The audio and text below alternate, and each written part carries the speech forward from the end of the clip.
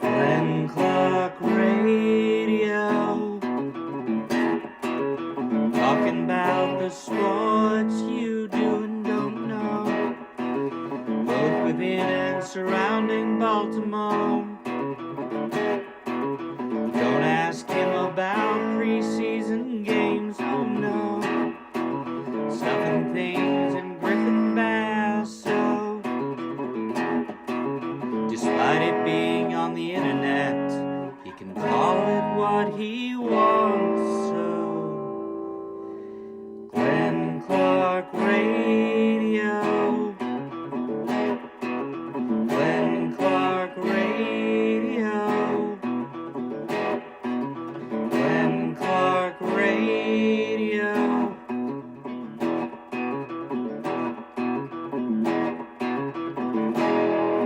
Duke sucks.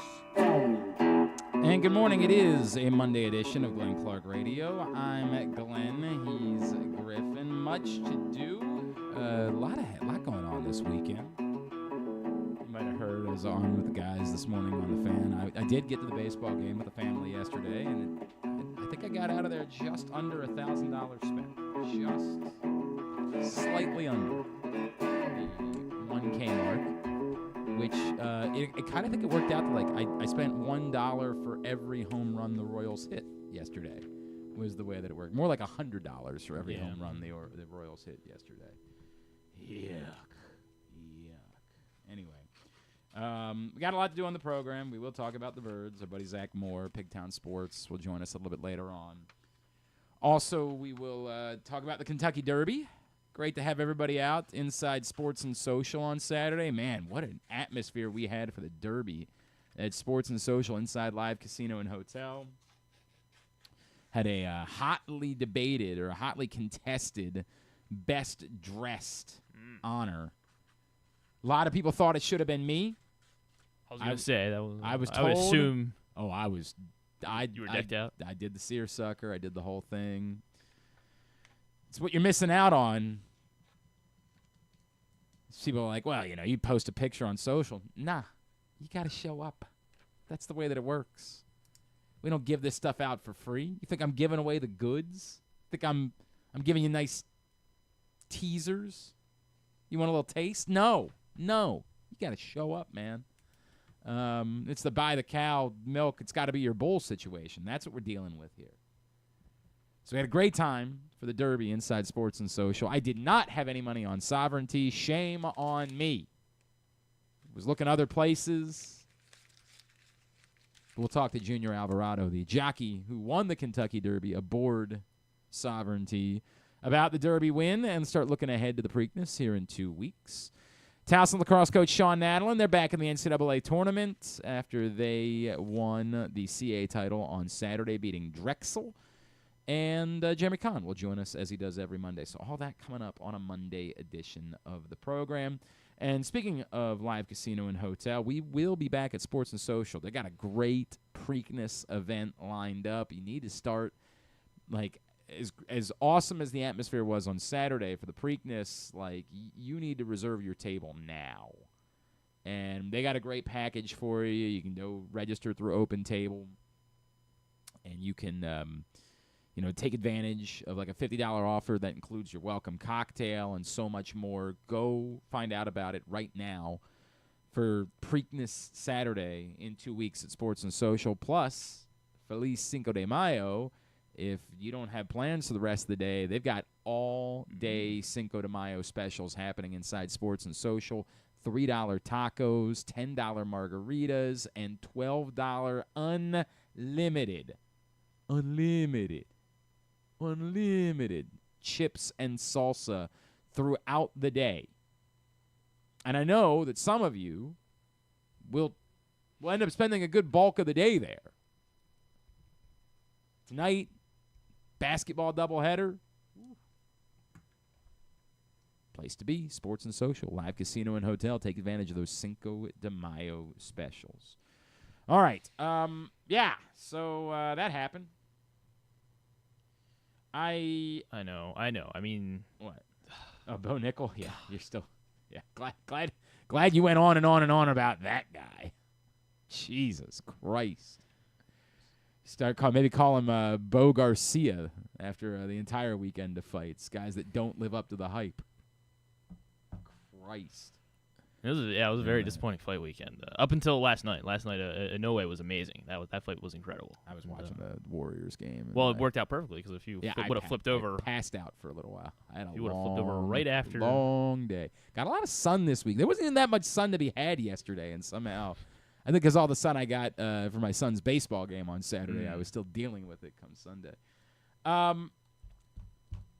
Orioles lose 2 out of 3. Which is kind of what they do, right? They don't get swept much. They never do the sweeping. They're pretty good at losing 2 out of 3. I don't know what I'm supposed to say here. I tried to write it in a column today at PressBoxOnline.com. I don't know if it's up yet or if it'll be up later on. I feel kind of like a broken record discussing the big picture nature of the Orioles. Even when the boys brought it up with me over on the Fan this morning, I'm like, I don't know. What am I supposed to say? Maybe. Like, could Maybe they? not. Yeah. If like last week was the week where Jackson Holiday learned how to be Jackson Holiday. If Gunnar Henderson remembers how to be Gunnar Henderson based on what there are some signs. Of course, that comes with Cedric Mullins not having his worst week of the season. Right.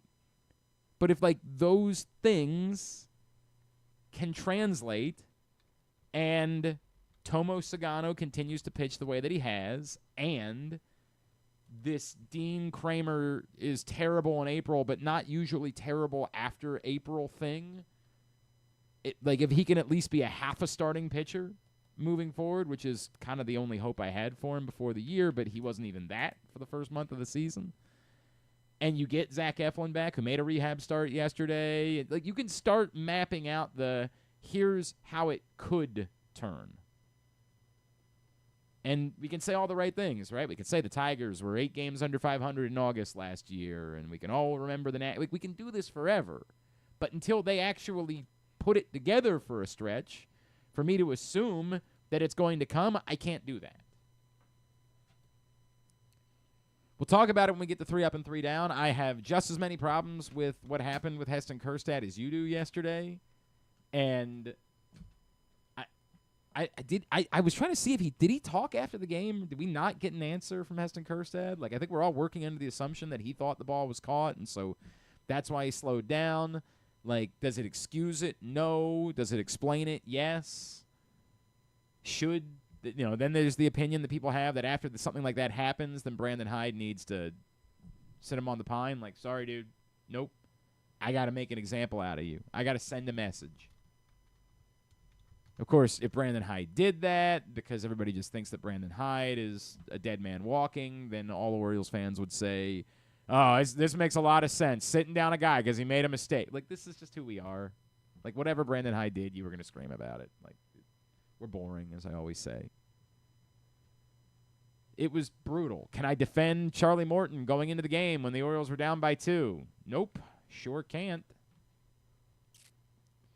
With the only caveat being that, like, this is the Buck Showalter thing. If you're on my team, I got to put you out there. It's the thing we talked about with Craig Kimbrell a year ago, where everybody's like, dude, you just can't pitch Craig Kimbrell ever.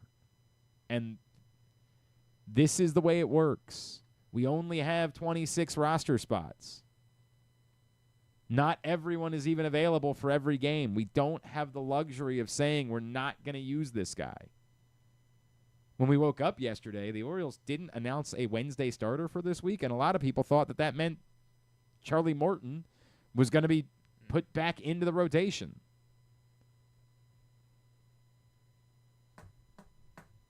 So, which would you rather? Would you rather Charlie Morton be the guy that comes into games when they're down 2 runs, or would you rather? I don't know. I don't know. Yeah, they might be better off just not starting anybody. It's so easy to say, well, he can only be in the game when it's a blowout, right? But so are you just assuming that there's going to be 3 blowouts every week?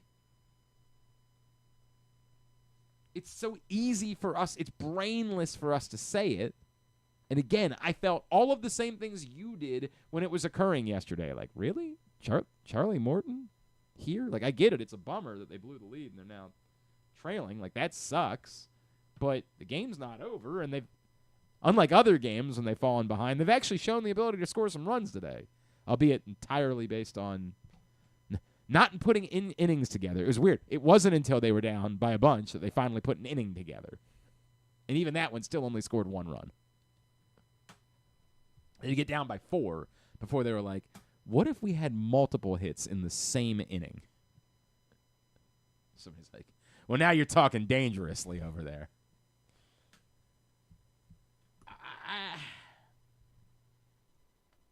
I don't know, man. I don't know what to say. I'm struggling. You guys just always want the answer to be fire the manager. This is fine. You'll get to the column today. I'm still not there. I'm not far, but I'm not there. I still don't believe you do it before Memorial Day. I still think that's a panic move that doesn't actually fix anything. I think the next manager of the team is on the team. Like, that's the other thing. If they fire Brandon Hyde next week, it's not to bring – I don't even know who a free agent manager is. Joe Madden, right? Like, it's not – how the hell old is Joe Madden? Is he in his 70s? I don't think he's that. Well, maybe he's probably close to 70. I feel like he's not there yet. Yeah, but it's not to bring in Joe Madden. It's not to bring back Buck Showalter. No, he's 71. They fire Brandon Hyde. It's to make somebody else on the bench. Everybody thinks it's Buck Charlie Britton. Morton, yeah. Correct. So make Buck Britton the manager, which then just creates another problem, which is what if Buck Britton's like a little bit over 500 the rest of the year? And then did he earn the job? Are you going to create upheaval if you don't give him the job? Like, but that's a conversation for another day. I'm not really trying to have that conversation right now. But it's why it all kind of makes no sense. I'll maintain you don't do it before Memorial Day. And I heard what David Sampson said last week, and you want to have more of the season to adjust to that. And what I mean, like, yeah, if they were to go on like a 10-game win or losing streak here, like... Yeah, something like that. Like something where it's rock bottom. I don't think you acknowledge or you pass down any judgment, big picture on a team until after you get past Memorial Day, at the earliest. And even then, like, I can't ignore, under 400 is a dumpster fire. It's still too early in the season to say it can't be recovered from, but if it stays like this, if they stay here, which requires them to play 500 baseball, just to stay, you know what I mean?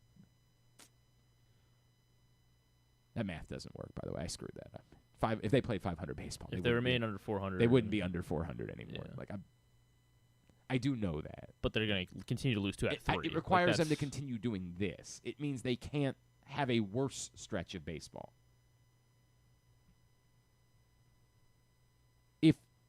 If they're still under 400 in early June, I get it. It's the same thing I always say. At some point, you just say, this is the way baseball works. You just fire the manager for the sake of firing the manager. I already forgot the name of the guy in Texas that got fired yesterday, the offensive coordinator. He's not a hitting coach. His title was offensive coordinator. The tweet did say hitting coach. Or I guess it's OC. Somebody's tweet might have, but his title was offensive coordinator. He's offensive strategist? No, just legitimately offensive coordinator. He's calling the plays? I don't remember. Who's the play caller in Texas? I don't remember what the guy's name was. Offensive coordinator. If I search that, I'm sure it'll come up.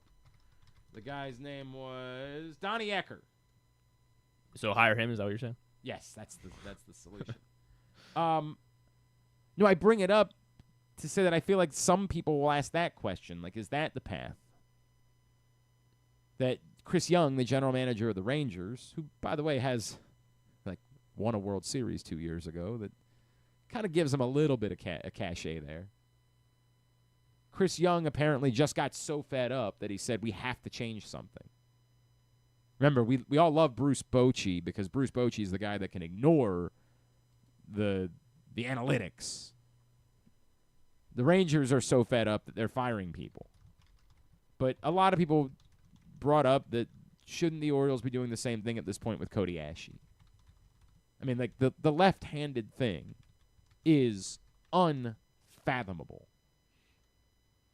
I joked about it on social over the weekend that, like, at this point, if you're getting ready to face the Orioles, Why don't you just find some left-hander that you have at AA Me? and say, yeah, sure, let Griffin be the guy, and call him up and say, for this week, you're making a start.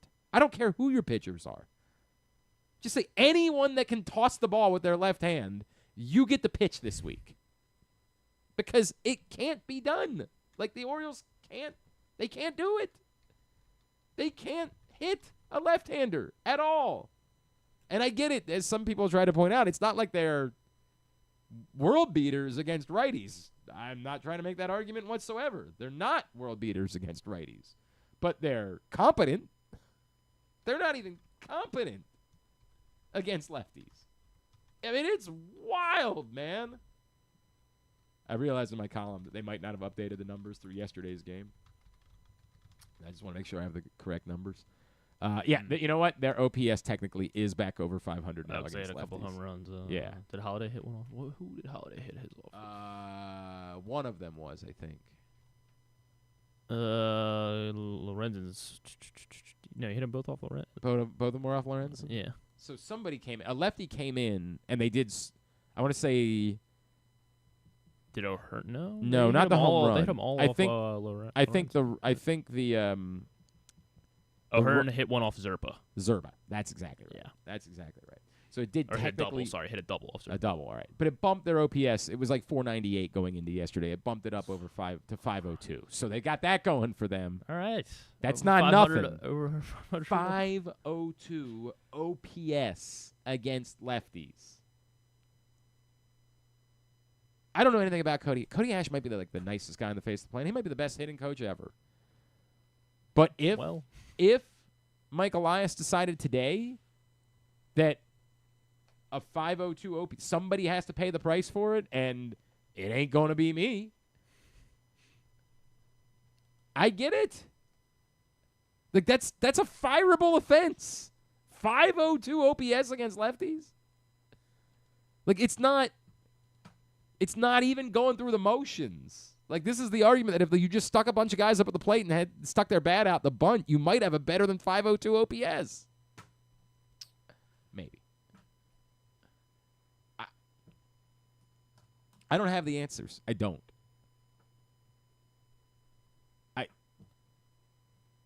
Hopefully this week you get Tyler O'Neill back. I get that you're going to roll your eyes and say, what does that do for you?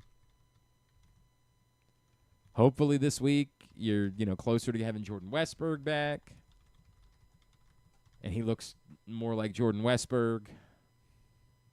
And hopefully these were signs for Gunnar and Jackson in particular. Like those two guys, critical. And if there's going to be a solution, those two guys have to be leading the charge.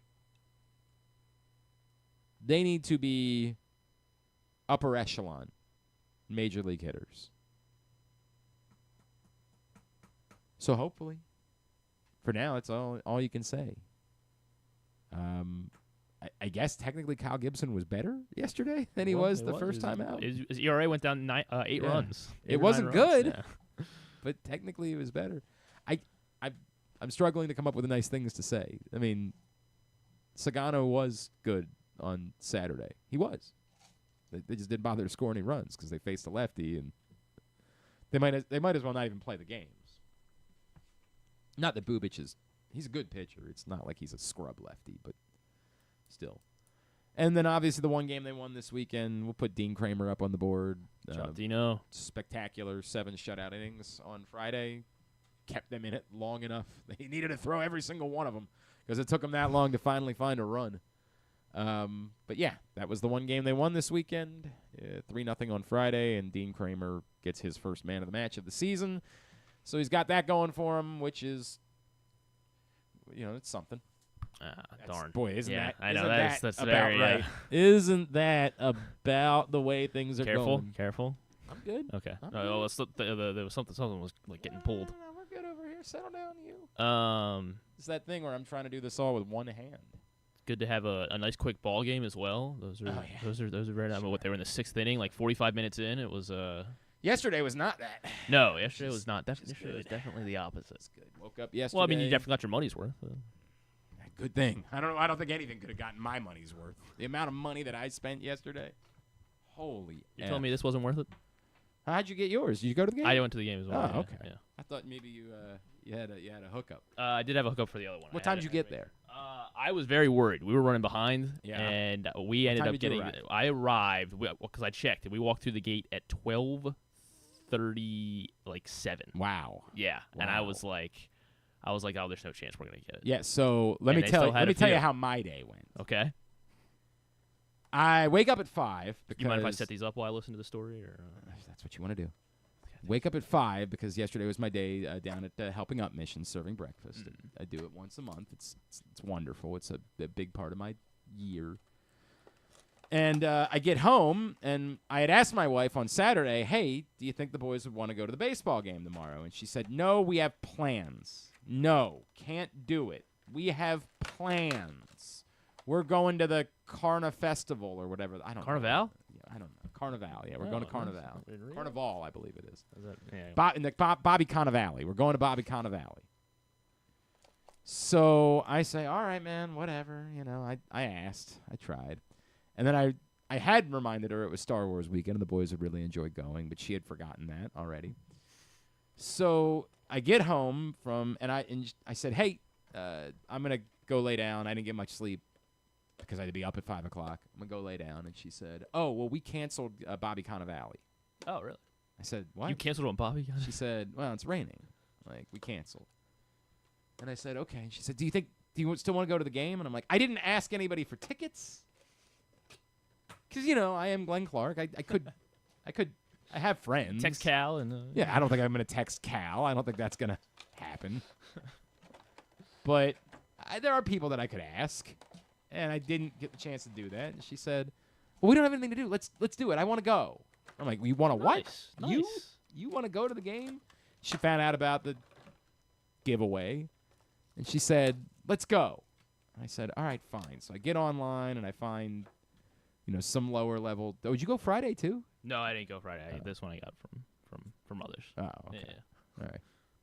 So, But obviously, I had to make sure I obtained both in some way. you better be careful, man. These might be hot items. You might see somebody I know. walking by and they decide to break the glass to try to get there. Well, Yeah. they won't do that. Might want to be careful. Although I guess we did have that one time. Yeah, with that the did glass. happen. Just glass broke. It was Steve Austin was walking in. It was very weird. I was like, what the hell? Stunning everybody. So I said, all right, well, let's go. I'm good with that. I find some tickets. They're about $25 each in the lower level. I said, fine. That's where we'll sit. You got it. We're going to the baseball game. And then she said, okay. And then she brings up, what time do we need to get there? And I said, well, the gates open at 11:30, and I'm going to guess this is going to be a popular giveaway, and the boys would be despondent if they didn't get theirs. So we definitely want to be there by 11:30. To which she said, are you Smart. sure if we get there at 11:30 that we're definitely going to get one? And I said, I don't know. I've never cared about these. So I go to the internet and I start asking people, what time do I need to get there? And a few people were like, hey, maybe because of the rain, the crowds won't be quite as crazy That was today. my thinking for sure. And I said, And the fact that Friday night, I mean, like, it was Colton Cowser, I guess, so that didn't, you know. a lot of people were saying this to me, like, oh, dude, on Friday I walked up when the game started and I got mine. With all due respect, and I like Colton fine. Careful. Little bit different. This is Gunnar Henderson. So I said, all right, well, maybe we get there a couple minutes before 11:30. Maybe that's the plan. And she said, let's leave now. And I said, it's 9 a.m. What are you talking about? I like her thinking. She said, the boys would be so upset if we don't get bobbleheads. I parked the car at the arena at 10 o'clock. We were in line by 10:26. Well done. An hour before the gates opened, 3+ hours ahead of the start of the baseball game. So you stayed all 9 innings yesterday. Did you? I think we gave up after the 8th. I Okay. think after they came I gave up as well. empty After they and- gave up whatever run they gave up in the. I feel like I guess I started. I was there for the start of the 9th. Start of the 9th. And then I was like, they're not coming back after. when they got it, they got on the board, right? When Charlie Morton came in, you dipped. Okay, Yeah, got it. Got it. I've seen enough. God. So then I had to go. We went to the restaurant out in right field between when the gates opened and the game started, and that. I don't want to talk about that experience. I don't want to end up causing problems. With who? It wasn't Who you gonna great. cause problems? That's all I can say. It wasn't great. And then we went to the playground for a little. I mean, it was just. And the game still hadn't started yet. We spent an hour there, an hour at the playground, and we still got to the seats before the national anthem. Nice. It was a good anthem too. Was a fine anthem. A long day. Very expensive day. So if you ask me, hey, Glenn, can I have your bobblehead? No. Well, you can say I don't feel remotely bad about $700. this. I spent so much money at the baseball game yesterday that I'm selling it. I don't care. You can judge me all you want. I spent ungodly amounts of money on popcorn and pretzels and Yeah, well, you only spent $4 on the pretzels though. So ask me about when I went to the restaurant. You know what you should ask me about? Is when I looked at the menu and I said, hey, the boys just want a hot dog. They don't want a crab dip dog. They just want a hot dog. Crab Can back? you do that? Crab back dog? Right? Can you do that? And then they brought them hot dogs and it was fine. And then I got the bill and the bill was for crab dogs. Not for hot dogs, for crab dogs. But I hadn't seen the server in 20 minutes. And so I just said, I'm just going to pay this and get on with my day. I don't have it in me right now to fight anyone about this. I just don't. I can't do it. I don't want to be thrown out of the baseball game. Awful. You're gonna get thrown out. Glenn Clark gets thrown out of the Orioles God. game. I had to track down someone else and say, do you know if the server still exists? It's a rough day. Oh, but at least the server didn't also say, hey, could you do me a favor and not tip on your card? Could you tip in cash? Very professional. And by the way, guess who didn't do that?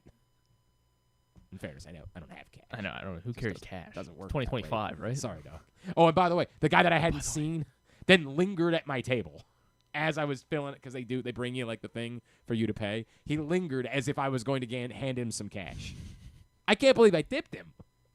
I still gave him 15%, despite the fact that I never saw him. I hate a lot of. I'm sorry. I said I wasn't going to talk about it. But yeah, go Orioles. Great day at the ballpark yesterday. So you spent about 7-8 hours there. Great day at the. Oh my God, I was exhausted. I mean, I passed. When I say I passed out, I didn't even get to the end of the Warriors game. I passed. Also, Oh. that game stunk. That game was other than Buddy Hield. Buddy Hield was awesome, but other than Buddy Hield, that game was a clunker. I mean, the game Saturday, the Steph game hit a 7. shot late, There were finally. 2 game 7s this weekend, and both of them were meh. The Winnipeg. Yeah, the hockey, the game yes. 7s were tremendous, but I didn't watch the specifically hockey the game basketball. 7s. Okay. I'm saying 2 basketball game 7s this weekend, and they sucked. Sucked. Awful. I mean, terrible basketball games. I passed out. I didn't have any. I woke back up. It was like 12. I still had to write a column. It was a whole thing, man. So if this column sucks, blame it on my experience at the baseball Blame it on the game server yesterday. that blame it on- Kyle or whoever the whatever. server was. I don't know what his name was. I don't want to. God. Hey, but at least I spent $1,000. God. Probably didn't spend $1,000. I mean, I guess all right, parking, Yeah. tickets. Yeah. There was a service fee for my parking, by the way. I try to do the smart thing, and I go on the Park Whiz app or whatever, and I'm like, Yeah. I'm gonna buy some parking. That's And typically what I do after I find my spot. I find a $20 call it parking. Parkways. Yeah, right. I find a $20 parking spot. Right. Okay. Like, I'm That's like, pretty this good. Is, this is That's- decent. And then I go to check out, and all of a sudden it says 40. $32. I said, what? That's it. We're never going to another baseball game. Sorry. They're supposed Never to. again. They're supposed to do the parade in a couple Man, weeks. You liked baseball. Like you don't go to I- any sporting events now. This was the last one. This was the And last one. now- I'll go with you, like the thank opening you. day, where I don't have to go back out. Daddy, I need some popcorn. If I were to, if we were at the game and I said, can you make Yeah. a pretzel? Yeah. It covers it in ketchup. Oh my God, he Covers the covers the pretzel in entire pretzel in ketchup. And then me, like in the truest dad moment ever. I don't grab any napkins. any napkins. There's ketchup everywhere. How do you not grab napkins? Because I'm not a prehistoric man. Okay. So, was this you trying to teach them a lesson, or no? Okay. It's just I don't think about it. Okay. I don't think that way. I forgot that he was dumping a pound of ketchup on his pretzel. The other kid had popcorn. He didn't need napkins. He was fine. God. We can take a break, or we can keep doing this if you want. Our next guest needs 5 minutes. 5 minutes. Yeah. Thank you. Hell of a day at the ballpark yesterday. Hell of a day. Rob ended up sitting. I'm sitting out in right field, and all of a sudden, Rob Long just comes, Just emerges. just sits down, and I'm like, "Hey," he said, "What are you doing out here?" I said, "Losing money." Oh, 'cause bet on the Orioles. And, Yeah. bet on Kyle Gibson. I did not bet on anybody yesterday. I just lost money. And so that was fun. Then we were talking about how white all the names were on the Orioles. It's not. We joke about how many they have the same. All the guys look the same. But have we ever really talked about now they have a Maverick? Well, he played the Top Gun song for his walk up. I love. They had a Gunnar, they had a Kobe, now they have a Maverick, on top of everything else. They chose him because when they were thinking about which catcher to call up, they were like, well, we could call up Willems, we could call up, but really by the scheme, we probably need to call up Maverick. They have a Maverick. And as we were doing it, we even forgot they have a Grayson on the roster. They couldn't have. And Grayson is the least white of the group, and yet he has just as white of a name, if not whiter, than any of them. He's pretty Texas. He's very Texas. But his last name's Rodriguez, right? Yeah, But in I that see what way, you're saying, yeah. you know what I mean? But yet he's got the whitest name. God. They're going to have a guy on the team next year named Sheriff, for sure. I joked with Rob. They're definitely going to sign Tucker Barnhart in the offseason.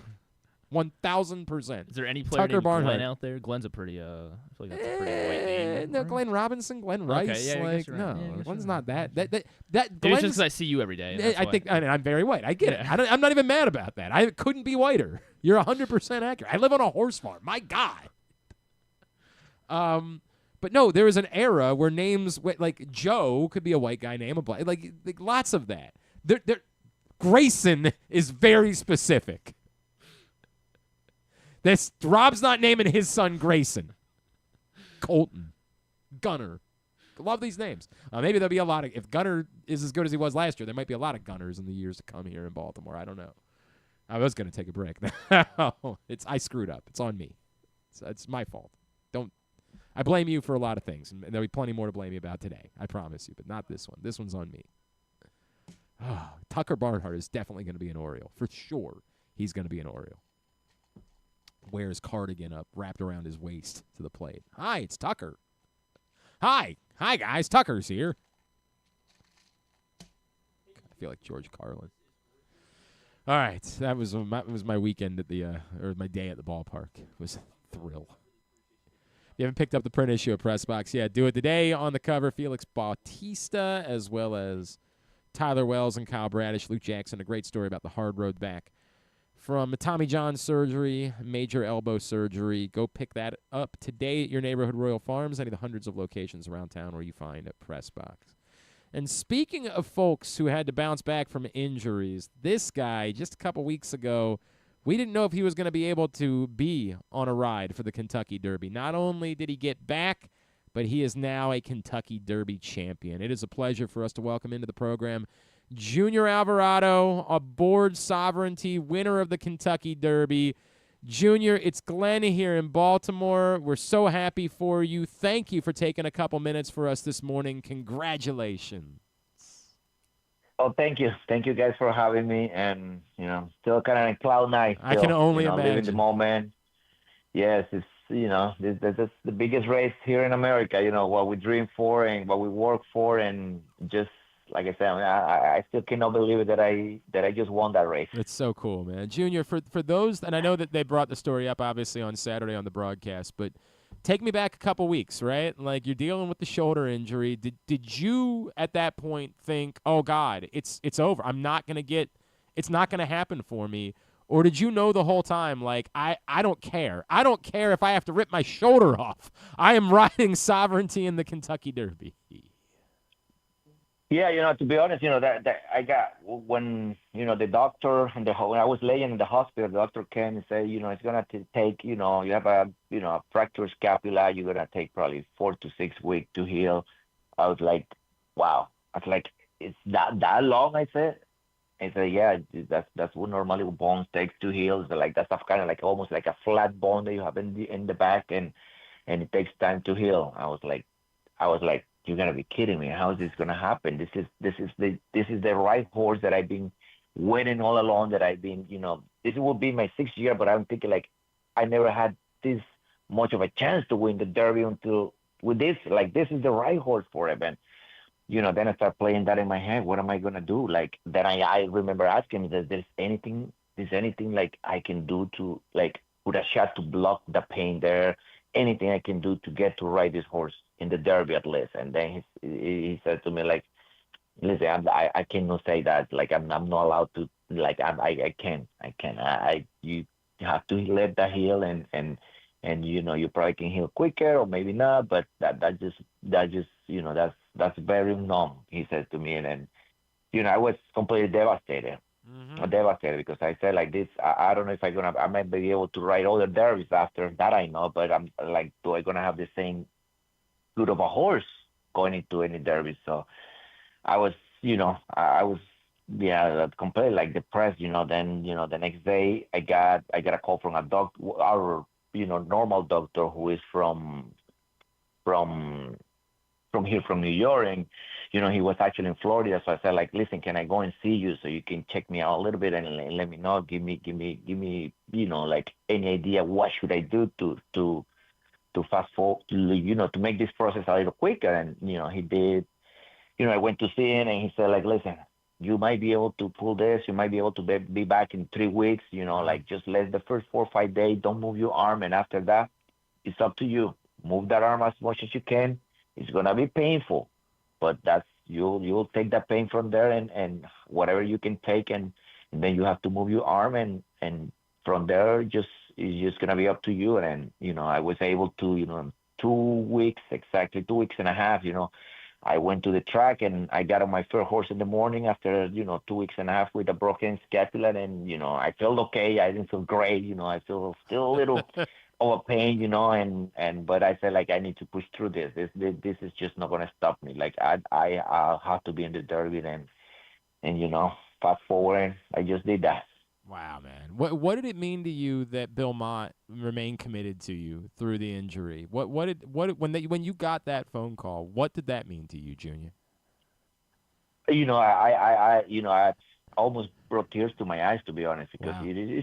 I understand, it's very hard in the business to be that loyal, because you get somebody else that's gonna now pick up the horse and the guy wins. Like, how are you gonna tell the guy, oh, we're gonna take you off the next time? You just won, the Florida Derby, $1 million race, and we're gonna take you off. So, it is very hard, So for me, it was a very big peace of mind, but I still, I knew I had to get healthy on time. I needed to be ready for it, but I think just having that peace of mind, give me the chance to do what I needed to do just the right way and push myself just the right way without abusing it and damaging my arm. So I just like I said, I just, thanks to that call, I think that's what get me to be right on time and properly heal. That's really cool, man. It's so cool. Junior, you brought up that like you knew this was the horse. When did you know that, and why did you know that this was the horse that was going to give you the chance to win the Kentucky Derby? I think when I won the race and the Street Sense in Churchill, he did it so impressively, and that's the thing, we only knew what the horse could do at like a 60-70%, I knew Billy Mo had never pushed the button on him, never got to the bottom, never asking him for more, because, it wasn't necessary. He was at 70%, he was just beating everybody. So we'll just leave it at that. We don't need it to tie him up to make him go faster because it wasn't just necessary. Our goal was the Derby. So, then he has a little hiccup, at the beginning of the year. So we barely made the Fountain of Youth. Once again, I think he was ready. He was ready to run. He was never ready to win, and he ended up winning that race. So then, going into Florida Derby, Bill said to me, like, he says, like, the horse is already in the Derby. He said, like, I know it's a million race coming, the Florida Derby. He said, like, I just going to keep him happy, Junior. Like, he might be able just to do that. He might be able just to win like that. He said, like, he already did that, being 70% ready going into the Fountain of Youth. So I just going to keep him happy. And then, our goal is the Derby. We're already in it. So I don't want to, like, training hard because it could lead into an injury or, he said, like, I just don't need to right now, and it's $1 million race that everybody wants to win, but he could be able to just win it without me have to push him a little harder. And that's what I would just keep thinking, that we haven't got to the bottom of him. And wow. He still was very impressive. That race in the Florida Derby, it was very good race, man. He just got beat one lane, but if you look at the times, the last quarter of a mile, he had the best finish even than the winner. He just run at a distance right there, and I knew I was gonna have all that to my favor going into the Derby. And once again, when I saw him training in Churchill Downs, the Bill was actually asking the horse to do a little more than what he's been doing before, and the horse, the way he was responding, I was like, wow, I think I'm sitting in the winner of the Derby. The whole week I just keep watching him train, and I mean, he was just doing fantastic. So I was, like, I have respect for all those horses, especially journalism. He looks tremendous at the track too, to be honest. But I said, like, I think I'm gonna win the Derby. Wow. This is the horse. All along I kind of knew it, but now the Bill is pushing him to do a little more, and he's responding the way he's doing. It's like, now we're gonna get to see the real sovereignty now, and like I said, I'm glad that I wasn't wrong. Right? It certainly it changes everything. We're chatting with Junior Alvarado, of course, the rider for Sovereignty, Kentucky Derby winner here on GCR. Junior, you bring up, obviously, that in Florida there was a great close. I think that was the one thing we knew about Sovereignty, a heck of a closer. And I know it was sloppy on Saturday, but when you got to the stretch and you saw a path in front of you, right? Like, did you know, based on his closing ability in that moment when you got to that turn, that you were about to win the Kentucky Derby? He gave me that feeling in the 5/8 pole. Yeah. Normally, from with a closer, you hit the 5/8 pole, which is mid of the race. You have to kind of start like asking him a little bit. I didn't have to do that. He was completely off the bridle, traveling beautifully. All of a sudden, when we hit the 5/8 pole, he jumped the bridle and started going forward. And I was like, oh, hold on, buddy. We still have a long way to go. But, like, it's like I said, he always did that with me. I knew when he was ready, and he would let me know. And at that point, he told me, like, I'm ready. And, when I took the reins again, pick up the reins and kind of, like, making sure, like, just settle, just wait a little more. And he listened to me. I was like, trying not to get too excited, but I knew it was going to be very hard to beat him at that point. I had to try to stay focused and don't get too excited and make a premature move. But then, once we got to the half of my pole, I'm watching where journalism is, and he's traveling very well too, but I'm like, there's no way he's going to beat me. Let me just keep following him, keep following him. There is no horses from behind now because I was beating 3 horses, and at this point, they should be right, almost next to me. Yeah. And they are not. So it's like, I'm the only one, like, moving forward with journalism. So, like, he's the guy. So I keep following. And, when we hit him, turning for home, then I put him in the clear. I mean, I knew it because when I started asking him in the 5:16, I was riding him, but still wasn't asking him for his best. And he was getting closer. So I was like, I can't wait. Then, when I asked him, and then, he started responding, and then he started, giving that beautiful long stride that he has. And, I just could feel it going by, then open it up. And, like I said, that way it just couldn't come soon enough at that time when I got to the front. And like I said, like I had to say probably when I hit the quarter pole, I could feel myself like winning the Derby. Man, that's got to be an amazing feeling. Junior, I asked this, obviously, we're still waiting on word, and everybody's saying all the right things, and we appreciate that. That like you got to make sure that the horse. It is so difficult to turn around for 2 weeks, and so I appreciate that all the connections are saying, hey, we need to let the horse tell us that he's in okay shape, and then we'll make the decision. Obviously, we want you here. Like, that here in Baltimore, we want you badly to be here. But I say, it is a shorter race.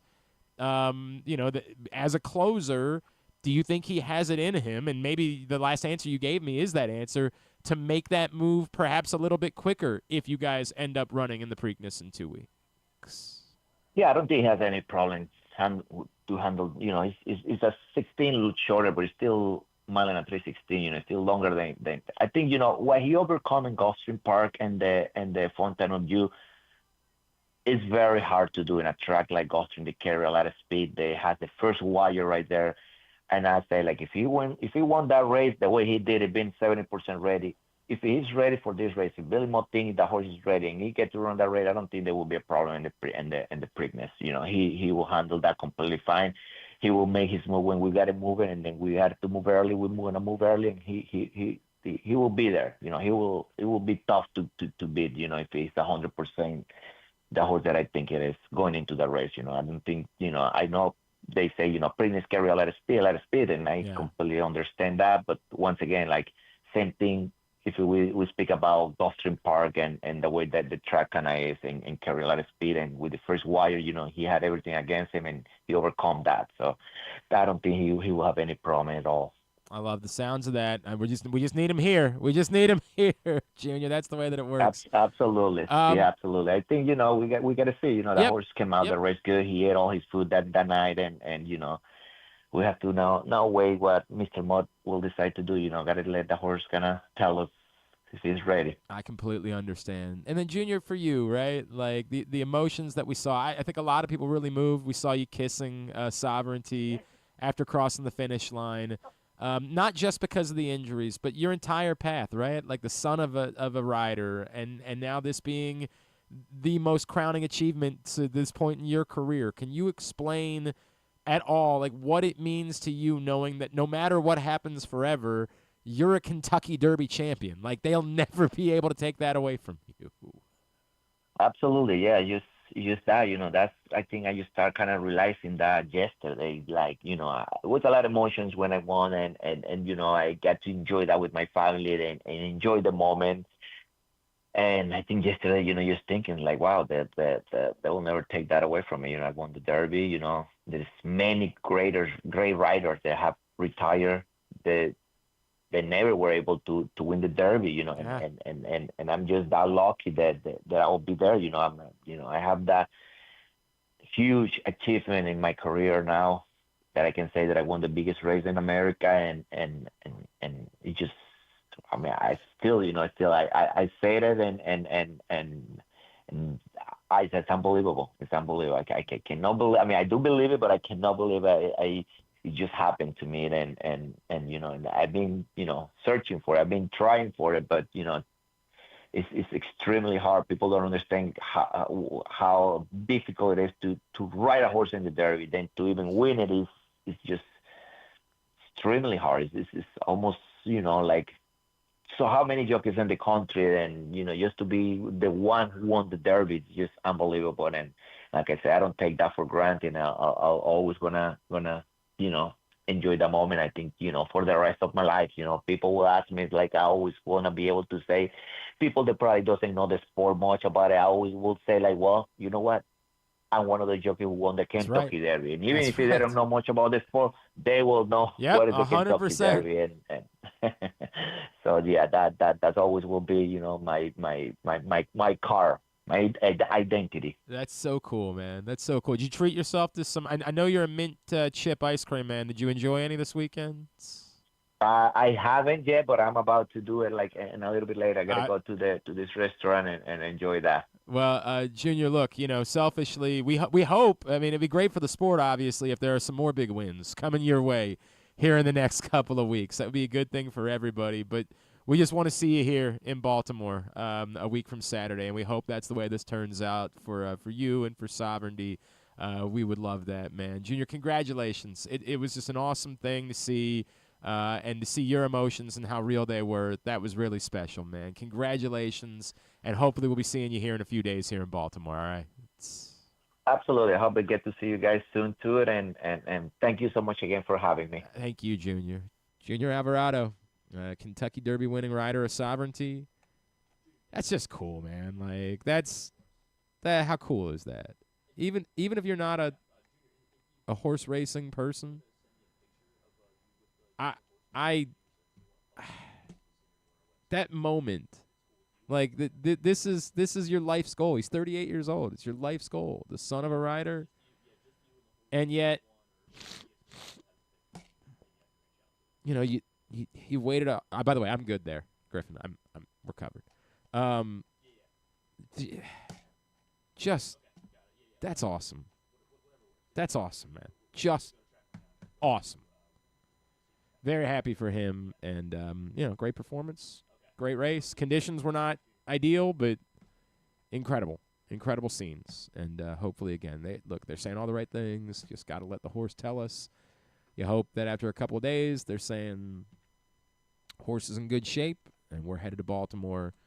It would be best for business for everybody involved. Winding down for hour number 1 of the program. Do you just want to squeeze this in now and do it real quick before we talk to Zach Moore? Is that the best way to do this? And then we'll grab a break. We still got to get a break in. That's the problem. Realizing that probably is the best way to do it. All right, we just do a quick version of it. All right. And we'll do it right.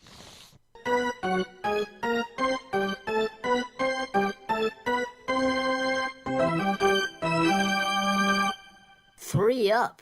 And 3 down. The Orioles, of course, went 3 up and 3 down this week. 3-3 week at home between the Yankees and the Royals. So let's go 3 up and 3 down with them. We'll tear down to build up.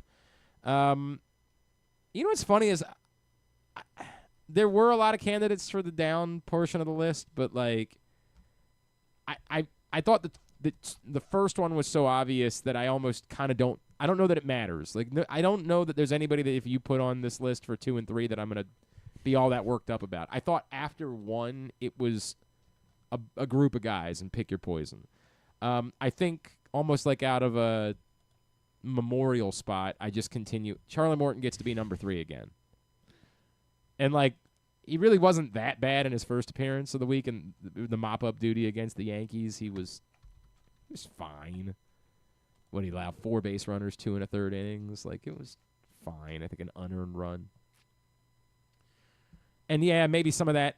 You might sense a pattern that perhaps yesterday stood out in my mind a little bit because, like, it was a winnable game. And you spent $700 on the game. That might have something to do with it, too, perhaps. Charlie Morton's number 3. And part of it is just, like, it's unjustifiable that Charlie Morton continues to be on a major league team at this point, but Charlie Morton's number 3.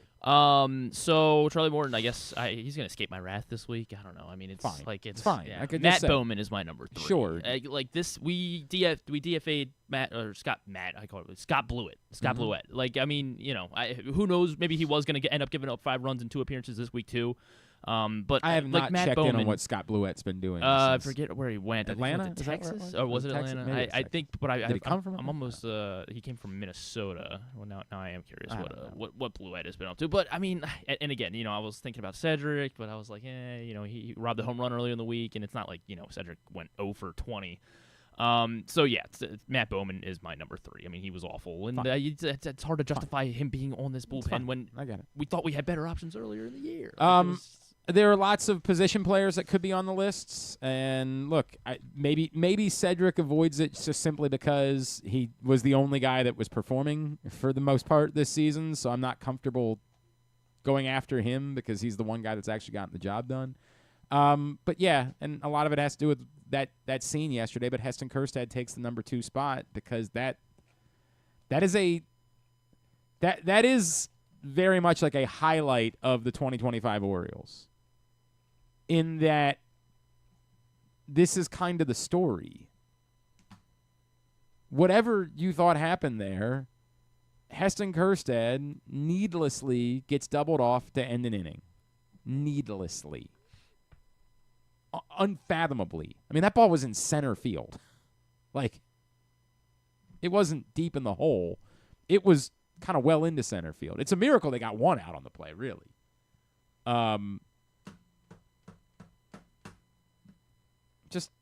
Just unfathomable that inning ends there. And I get it. Like, that's not the story of the game. It's not like we can do this forever. But just that image, Avi Miller tweeted it out. Like, just like, that image just is like representative of what the F is happening here. What is going on? How does stuff like this keep happening? And I get it. Stuff like that can happen to good teams too. It can. We think it only happens because we only watch the Orioles. But it happens to good teams sometimes too, where somebody just makes a mistake, doesn't run a ball out. It occurs.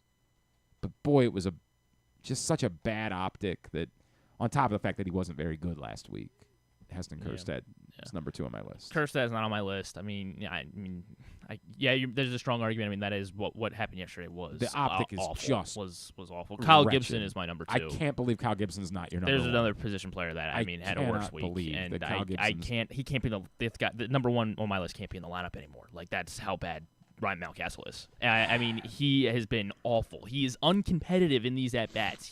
If there's a runner on base, he is striking out on 3 pitches. Like, it's like he is completely unproductive. He hit a home run this week. That was off of Carlos Carrasco. It still counts. You understand that. And guess what? And then every time he came up Monday night with runners on, he struck out. Every time he came up Saturday, again, we were talking about close games here, and he is uncompetitive in these at-bats, and he is batting top 4 in the lineup. I mean, it's Mountcastle can't, now that Mayo's here, like, I don't know when. I mean, I guess we're going to continue to see him against lefties, but because no one can hit lefties, so might as well keep trying Mountcastle and see if it works. But I don't know. We can't bat Mountcastle, and O'Hearn is a far better option. Arias obviously not healthy anymore, but Arias was a far better option against right-handers against Mountcastle. So Mountcastle can't. I mean, it's been so bad. The strikeouts are awful. And even when he's not striking out, he's not working these counts whatsoever. It's these 2 pitches. Griffin and then the ball's in play and it's a pop out. Griffin just goes into these places where, like, once he's committed to something, like, that's just what he's committed to. Do you think Ryan Mountcastle is good? I don't think that Ryan Mountcastle's having a good season, nor do I think he was great. He wasn't so much worse than all the other position players that it was an obvious choice. This is just you're frustrated with the over half of the time. You're frustrated with the totality of Ryan Mountcastle. I guess so, and it was an awful week as well. That's what you're frustrated helps. with. Like, I get it. Like, the totality of Ryan Mountcastle is very frustrating. And a week ago, there was no choice but to, like, have him be, like, when he had 10 strikeouts in 20 at-bats. Kyle Gibson is Gibson is obviously number 1 this week. Is he? I mean, like, yes. Is he a guy that's, like, with an overwhelming board? He wasn't supposed to be on this team. You're trying like, to do that he's not even supposed to be here argument. I understand what you're doing. Today. That's what you're doing. I get it. But no, you don't get to do that. Like, he's on the team. Like, when you're on the team and you're the one he had playing. a 22 ERA this week. Correct. I mean, and that's why he's number 1. And he wasn't. I mean, you've solved the problem. Congratulations. You want me to flip it? Mountcastle is supposed to be on the team, and he's supposed to be producing. Like, that's. You're very worked up about Ryan Mountcastle. I understand. It's a problem. 3 up. Team's very bad. Yes, there's that too. All of it. I'm not telling you you're wrong in general. In general, you're not wrong. But Kyle Gibson was definitely number 1 on the down this week. There's no doubt. I mean, about yeah, that. I guess so. But, like, in general, the team, you're correct. He's not. All the injury, like the fact that he is supposed to be part of the solution, that's the problem. And I don't like. I don't like. Is he supposed to be part of the solution? Like, they're trying to trade him. Like, Kyle Gibson. No. Oh, Ryan. Sorry, I meant Gibson. I meant like you're almost. I feel like you're making the argument that Gibson's supposed to be here, like that. Like, it's not about whether he's supposed to be here or not. He's here. Like, I can't. You don't get to say, like, oh, this guy doesn't count because. Well, I mean, all right. Then every week I'm gonna put on my list from now on will just be Gibson, Bowman, and Morton. Yeah. Well, Bowman wasn't this bad before this week. He wasn't. Now you're doing a bit. Number 3. Jackson Holliday could be higher on the list. I'm glad you're confident Matt Bowman will be better. I'm not confident in that. Just saying, he hasn't been this bad. I was torn between Jackson Holliday and Ryan O'Hearn. It really is more like, if this was a turning point for Jackson Holliday, what that represents is significant. So Jackson Holliday gets to be number 3 this week. And there were 2 other the options that had to be on the list, so only one of those guys could make it. Yeah, it was a very tough because Gunnar, I felt certainly earned the right to be on the list. He was not on my list. I went with Dean as my number 3. Dean's my number 2. I mean, it was they really needed it, and he delivered in big fashion. They really needed that Saturday. It was phenomenal, absolutely phenomenal. Number 2.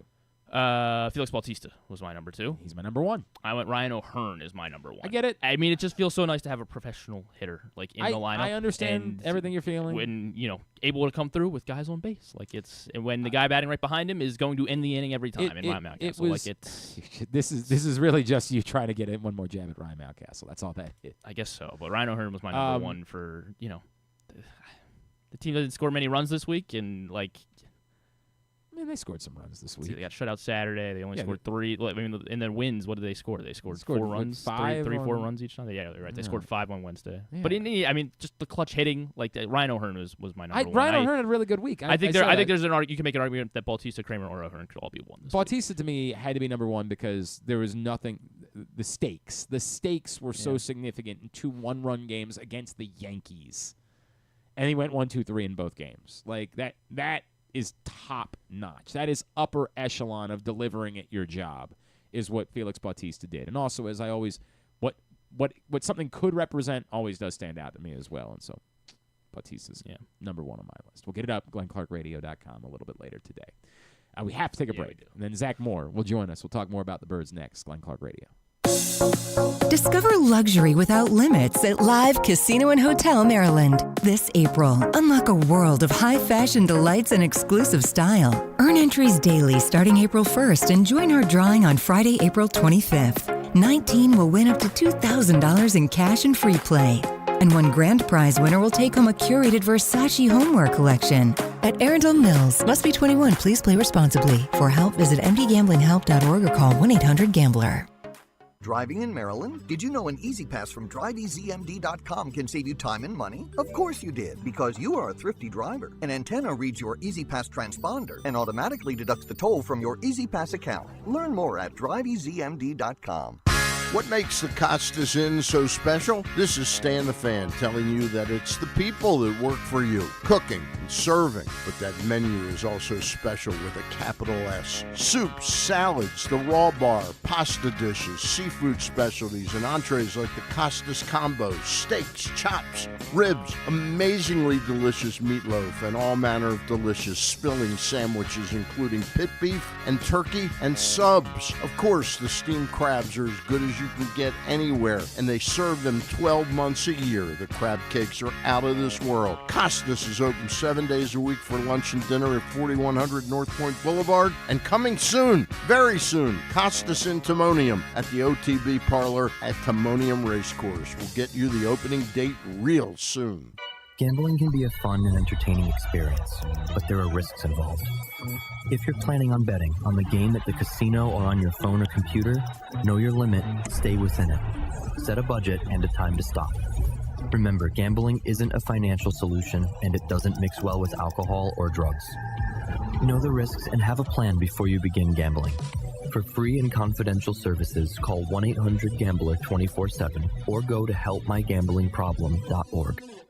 Want to improve your golf game or learn to play for the first time? The Baltimore Golf Academy has fun, instructional programs for the beginner golfer to everyday players. The Baltimore Golf Academy can take your game to the next level. Enroll today at baltimoregolfacademy.com. Whether your focus is luxury and comfort, convenience and technologically advanced connectivity, or sporty performance and aggressive styling, we've got the perfect Highlander for you. Check out buyatoyota.com for deals on new Highlanders from your local Toyota dealer today. Coming back in here with Glenn and the other guy, Garrett, whatever his name is. You know who they are. Into hour number 2 of the program. Still a lot to do today. Jeremy Conn's going to join us. Towson lacrosse coach Shawn Nadelen is going to check in, and much more here on a Monday edition of the program. But let's continue to talk about the Birds right now. You know, our next guest, Pigtown Sports creator. You also see him and hear him on the Bat Around here with Press Box, and he's a former Orioles minor leaguer himself. He's our friend Zach Moore, and he's back with us this morning here on GCR. Zach, what's going on, bud? How are you? I'm doing great, Glenn. How you doing, man? You know, I spent $1,000 at a baseball game yesterday to take my family, and got to see them hit 75 home runs. So I had that going for me, which is something. I don't know, man. I really am kind of at a loss at the moment. Like that, I was on with the guys on the Fan this morning, and they were like, and Ed asked, can you still see them getting it turned around? And I'm like, I don't know. I don't know what to say. I really don't. Can I say that this is definitively who they are? At the moment, it is definitively who they are. But maybe this was the week where Jackson Holliday will look back and say he became Jackson Holliday. And it does look like Gunnar Henderson is figuring some things out. And maybe they will get Zach Eflin back. And maybe Dean Kramer will be the post-April Dean Kramer, so he's at least a viable starting option, which he wasn't for the first month of the season. And maybe Sagan, I can do all of that. But do I believe it's going to happen? Can I count on it? I don't know how I would feel that at this moment. I don't think this team has an identity. I think they're searching for it every night. I think their philosophies of how they go about everything just leaves them confused all the time. Last year we saw a team that they knew they wanted to hit on the first pitch. They were hunting a first pitch fastball. And this year they're down 50 points on last year they were hitting 354, now they're hitting 304 on the first pitch. So I think they're all over the place, man. They don't have a true identity, and you can see it on the field. Sometimes what they're doing works, and then other times they're just, I don't want to say they're in la-la land, but sometimes it looks like it. What about the Kerstead thing from yesterday? Like, I think there can be an explanation, but not an excuse. I don't know. Like, the opinions afterwards should – Brandon Hyde have said, nope, that's such a bad optic, you have to sit down. Whatever Brandon Hyde would have done, we would have all said it was wrong because that's just where we are with Brandon Hyde, and everybody screams about him. But what did you make of that? I don't know. I think maybe he anticipated something different happening and then started to slow down, but shouldn't have.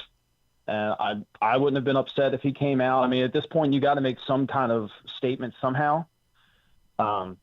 Could have been the wrong statement benching him. We don't know the mentality of that clubhouse right now. It's been in question for how many weeks. Could that break things? Who knows? But at some point you got to make a decision. It goes back to the identity thing. Like, either you don't let that kind of stuff slide or you do, and we kind of have to just keep dealing with it. What about putting Charlie Morton into the game last night? I didn't understand it. And I listened to Brandon's post-game comments, and sure, I guess I could understand it. You gave him the bottom half of the lineup. Typically he's supposed to be an easier time to get some outs, maybe a confidence booster, but not against the Orioles. They're terrible against the 7, 8, 9 guys this year. And, it came back to bite him again, walking the 9-hole hitter. And I want to understand it, and I understand the business asset of it. You gave him $15 million. You're not just going to throw in the towel immediately. But if you're trying to work things through it with him, why is he pitching every 2 or 3 days? Like, why don't you just give him a little bit of time to actually work on something? Why don't you give him a phantom injury and let him go down to AAA and for 2 rehab starts to try to figure it out? Like, yeah, that one's tough, right? Because the player has to be on board with it, right? Like, people bring that up all the time. Is like, well, you got to put him on a rehab assignment. I'm like, right? Well, you can't. We all have this, like, remember Ubaldo Jimenez and the pothole thing, right? Like, which we've always had fun with, and we'll have fun with it forever. But like, there was actually an injury. It was really good timing for the Orioles at that point, but there was actually an injury. Like, it doesn't work this way where you just tell a player he's hurt. And certainly not Charlie Morton, right? Like, Charlie Morton is getting his $15 million no matter what. Like, that's happening. Right. And so you tell him he's hurt. He says, nah, I'm not interested in that. Thanks, but no thanks. And then you try to do it anyway. He's going to file a grievance, and now it's going to cost you a lot more than $15 million. Like, now it's going to be an even bigger problem in the process. And maybe, you approach him about it and he agrees with it, but certainly it's somebody at this point in his career, I could see why he has no interest in saying, I'll just go down there to Norfolk and see how that feels. It's just kind of what it is. And I have some amount of sympathy. Buck brought this up all the time when he was manager. I brought it up when they were dealing with the Craig Kimbrell stuff last year, that, like, these are the guys you have. And it's easy to say, like, hey, you know, this guy can't ever be in a game where the game – but you can't go into a week assuming that you're going to have 3 blowouts that week. Like, if these are the guys that you're given, at some point they've got to be put into games. Like, you just don't have enough roster spots to hide people in Major League Baseball. It doesn't work that way. But is that the spot? I felt the exact same way that everybody else did when it was happening yesterday, Zach. Like, right. I can't justify this. This game is not over, and you are asking for trouble here. Yeah, I mean, maybe treat him like a Rule 5 guy, you know, where you really pick specific spots. You know, if you're down a lot early or if you're up a lot, you know, not in the 8th inning of a 2-run ball game when he's trying to figure stuff out. Like, that's I don't know. Yeah. How bad is Kyle Gibson? Is this just didn't have a spring training and like it's going to be a few starts, or is Kyle Gibson really just Charlie Morton and there just isn't anything there anymore? I mean, at sometimes he seems like he's locating pretty decent and he's living on the corners when he's getting his outs, but when he's missing, he's just like Charlie. He's missing bad, and it's, you know, kind of just floating over the middle of the plate. And I mean, he's throwing what, 93 to 95, something like that. And back in the day, you can get away with that, but now you can't. I mean, you float 95 down in the heart of the plate, like that's easy for a rookie to hit nowadays. Like, guys are geared up for that, and maybe the pitching doesn't have an identity either. I don't know. They seem to just not have an out pitch right now when they get down to 2 strikes, and it's not like Kyle doesn't have good stuff. We saw him throw good stuff yesterday, and what he misses, it's really bad looking. And it just might be who he is now. Well, so other than that, other than all that, we are chatting with Zach Moore, Pigtown Sports here on GCR. Let me throw in a couple of positives. I reference, you know, there's been a lot made of Dean Kramer's history. Did Friday's start make you believe that we're going to see a different Dean Kramer moving forward, or do we have enough evidence of, we get a few of these starts from Dean Kramer every year, so we can't really be that surprised by it, nor can we assume that this is who he is moving forward? I think the latter. I mean, he does this every year a couple times, and then he gets hit around a little bit in June and July when it gets a little bit warmer. And then he kind of buckles down, and, you know, towards the end of August and September. And I mean, that's just kind of who Dean is. You know, if we can get him a little bit more consistent to start a season, it would be a little bit more helpful. I mean, having almost a 7 ERA is not helping anybody. And you obviously can't skip him, right? Because he's got to get his work in. But I mean, like Rita and I had talked about before, like, what are they doing in his off-season programming, and why haven't they switched it up when you're coming into above a 6.5 ERA in your career in April? Like, why aren't you switching up your off-season program so you're ready a little bit faster? Like, why do we have to wait 4 or 5 starts every time for you to kind of start being a little bit more consistent? If Dean can be more consistent, I mean, it only helps the team, especially right now. I mean, they're bad. So they need every little bit of consistency they can get. Let me stay on some of the positives. I brought up Jackson Holliday. What have you seen from him over the course of not just the last week, but maybe since the midway part of April? Are you confident that we're finally seeing the guy that we thought we were going to see? He's starting to look more comfortable at the plate. You know, the eye, what we saw last year was him chasing a lot of pitches that looked good, but then, you know, fell out of the zone. This year, it seems like he's seeing that ball a lot better. Everything's more quiet in the box. You know, that front foot, it's short, and he's compact to his swing. You know, if we can get him to kind of, he likes to hit the ball at the middle, which is really good. I mean, he stays on everything. If we can get him to start driving the ball to left field more consistently, he's doing a good job now, but even more consistently, he becomes an even dangerous hitter. And I mean, he's got all the tools. It's looking like it's clicking.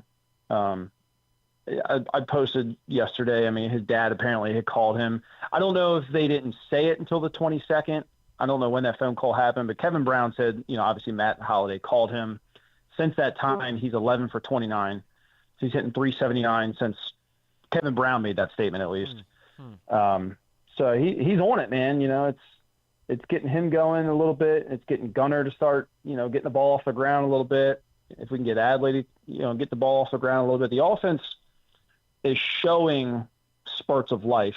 I think they just need to start getting guys kind of stringing it together instead of, you know, right now Holiday and Henderson are hot. Like, if we can just have more than two guys be hot at a time, you know, for a little bit we had Adley and Mullins that were hot at the same time, and then it was Urias and Ahern, and if we can get just more than two guys, like the offense is almost there, ready to click. And then one more on the positive.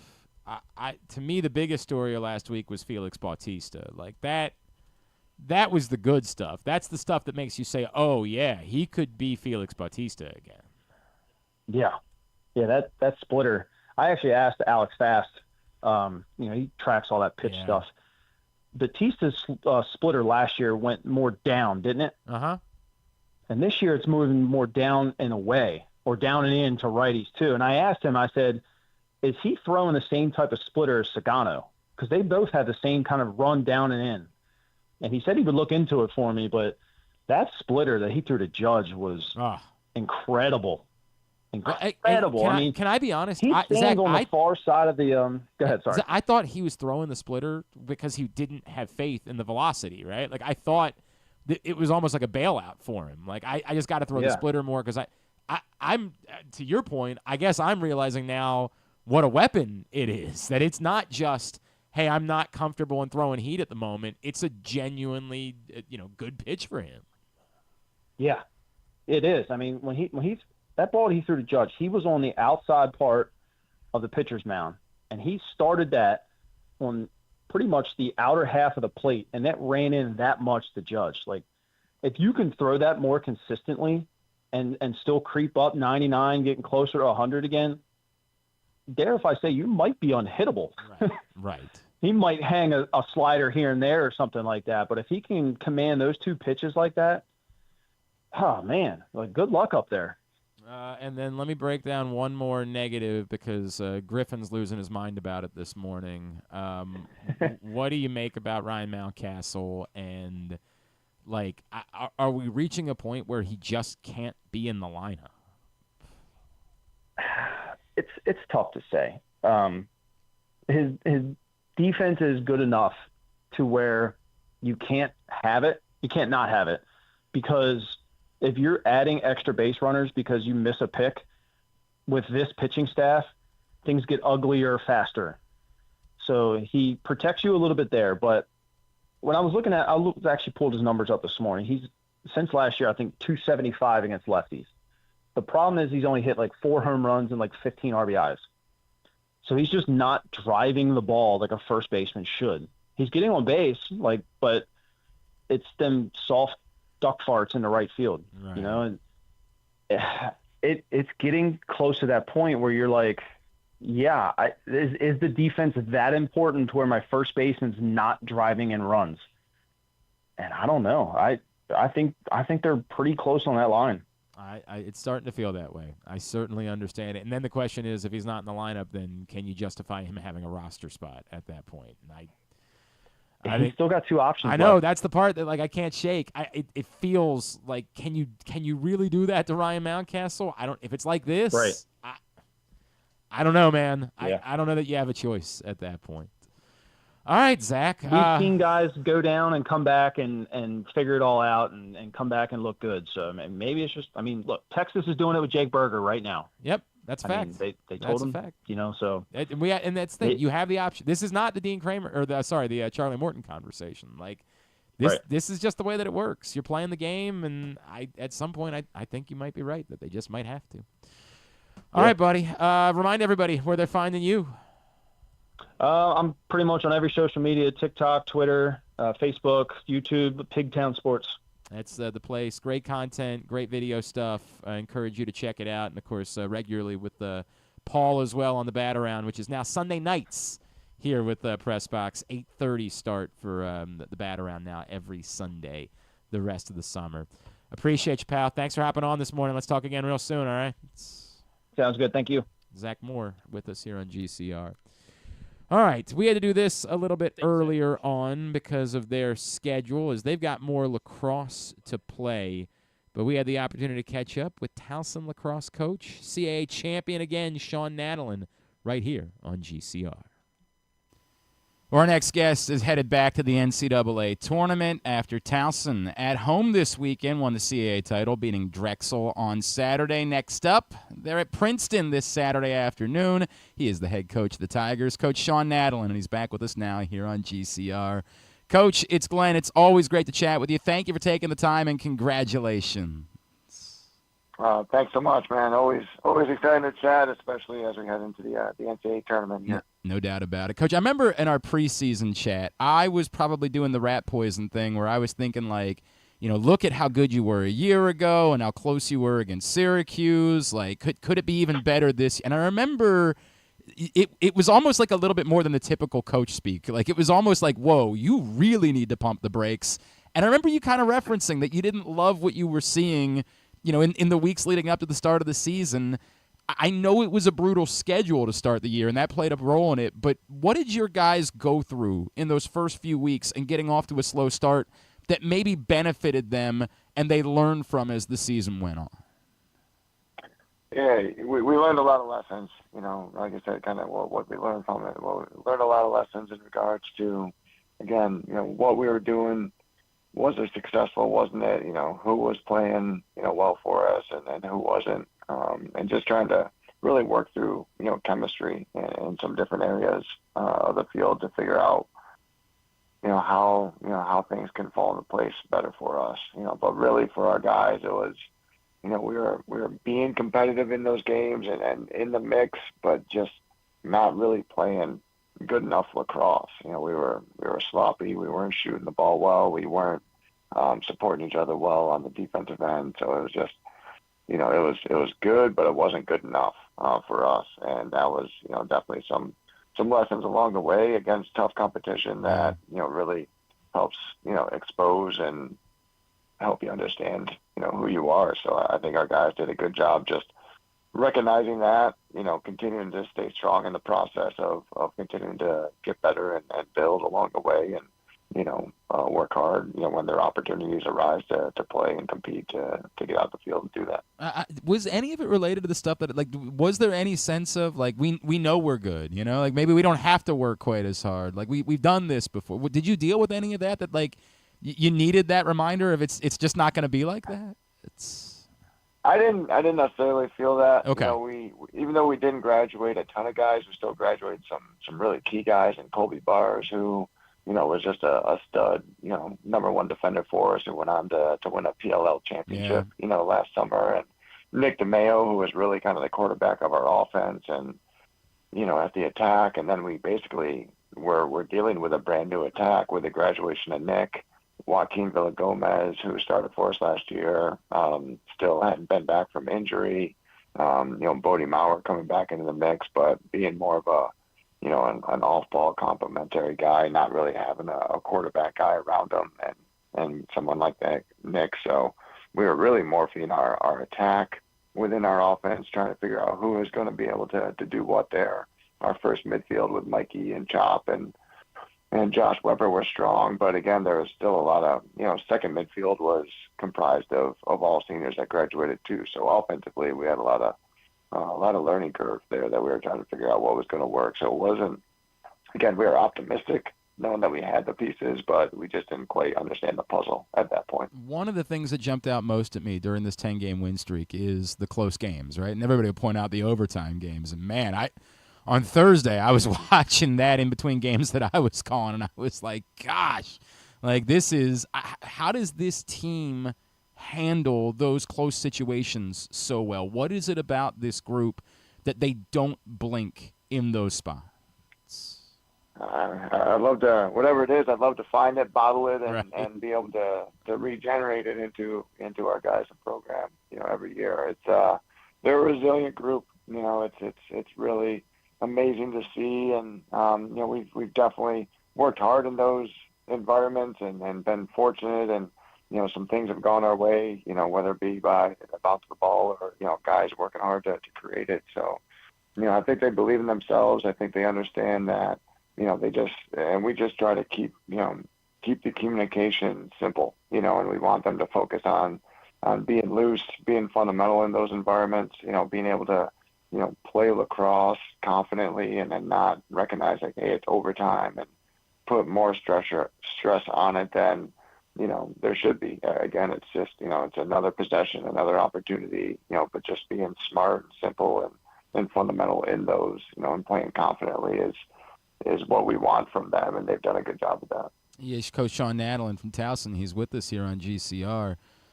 Coach, I referenced Thursday, and what stood out to me there is we all know how good of an offensive player Mikey is, right? And, there's a reason why he was Offensive Player of the Year in the conference. But when things aren't going your way and turning the ball over in overtime can be a dagger for a lot of teams, right? You never see the ball back. Sure. What does it mean to you as a coach? What does it mean to the entire roster that there's your guy, your alpha, right, offensively, and he's the one selling out to go say, no, we're getting the ball back? Yeah, that's, again, it sends a huge message, and that's something when we really started figuring out, what was gonna, who was gonna be doing what for us on the offensive end, and looking at our personnel, especially on the attack, when moving Mikey there and Ronan and Schreier, we committed to being a little bit more aggressive in our ride, but in that instance on Thursday, again, turning it over in a, with a man-up advantage, right, and just hey, this, we're not letting this ball get out of our offensive end, and Mikey doing a great job, as he's done a great job all season in the ride with the other guys, and committing to, really being disruptive and trying to earn possessions back and sway that in our favor. That was massive. And then another, loose ball, ground ball play that they had an opportunity for, and our guys, being aggressive, but fundamental in that too, and getting the ball back was massive. You now get ready for the NCAA tournament, Coach, and I'm sure that I'm going to lay this out, and you're going to think it's rat poison again, right? But this week everybody's going to bring up what happened a year ago and how you were right there and what you learned from that. Is there any connective tissue whatsoever from that trip to Syracuse a year ago and now this trip to Princeton this year? Do those lessons matter? Can you benefit from it, or is it as simple as nope? Completely different team. We're just going to play a lacrosse game on Saturday. Yeah, you always want experience to be a positive influence and factor. So again, being able to be, within this season and multiple overtime games, and close games and games where we have a lead or games where we're down, and just, continuing to stay true to our process. You hope, the returners from last year, going into now an NCAA tournament game, it's just it's, like you said, it's, it's a playoff format, and, but you go up there, prepared and putting your best on the field and playing to the best of our ability, and recognizing that, that's within our control and that's what we're going to do. I think those guys will do a good job of that and weigh on their experience and just recognize that, don't lose sight on what got us here and what's going to continue to move us forward, and stay true to who we are, and be able to again be prepared for what we're going to see out of Princeton, and then go out there and attack it. I feel like it sort of half answers what was my next question, which is what does it take, right? What will you need to do perfectly on Saturday in order to be able to go on the road and beat Princeton? There's no perfect game, but, it's just, again, I think we just got to continue to be who we are. We've continued to face some adversity here just in this past week, in the CAA playoffs with, guys battling stuff, off the field as well as on the field, and different players having to step up and, playoff games that maybe didn't get a lot of opportunity before. So our team, again, I'll go back to the resiliency thing. These guys just, recognize that they, the preparation and the work that they put in, puts them into position to be successful and be confident when their number's called. So, I think we got to stay true to that, and true to who we are. Obviously recognize what we need to tweak and how we need to pay attention to what Princeton puts on the field, personnel-wise. But, for us, just going out there and playing, smart, strong, and steady. Then I want to ask you this, and I know that you're probably going to say I haven't thought about it. I got a game to get ready for. But do you have a sense of what this means for you, right? Coach, you guys were so dominant in the early stage of your tenure at Towson, And then, post-COVID, there was that tough little stretch, right? To be able to now have firmly reestablished this program as the team, the preeminent team in the CAA, and a national threat. Do you have a second to reflect on like what it means that it's come back around the way that it has the last couple of years?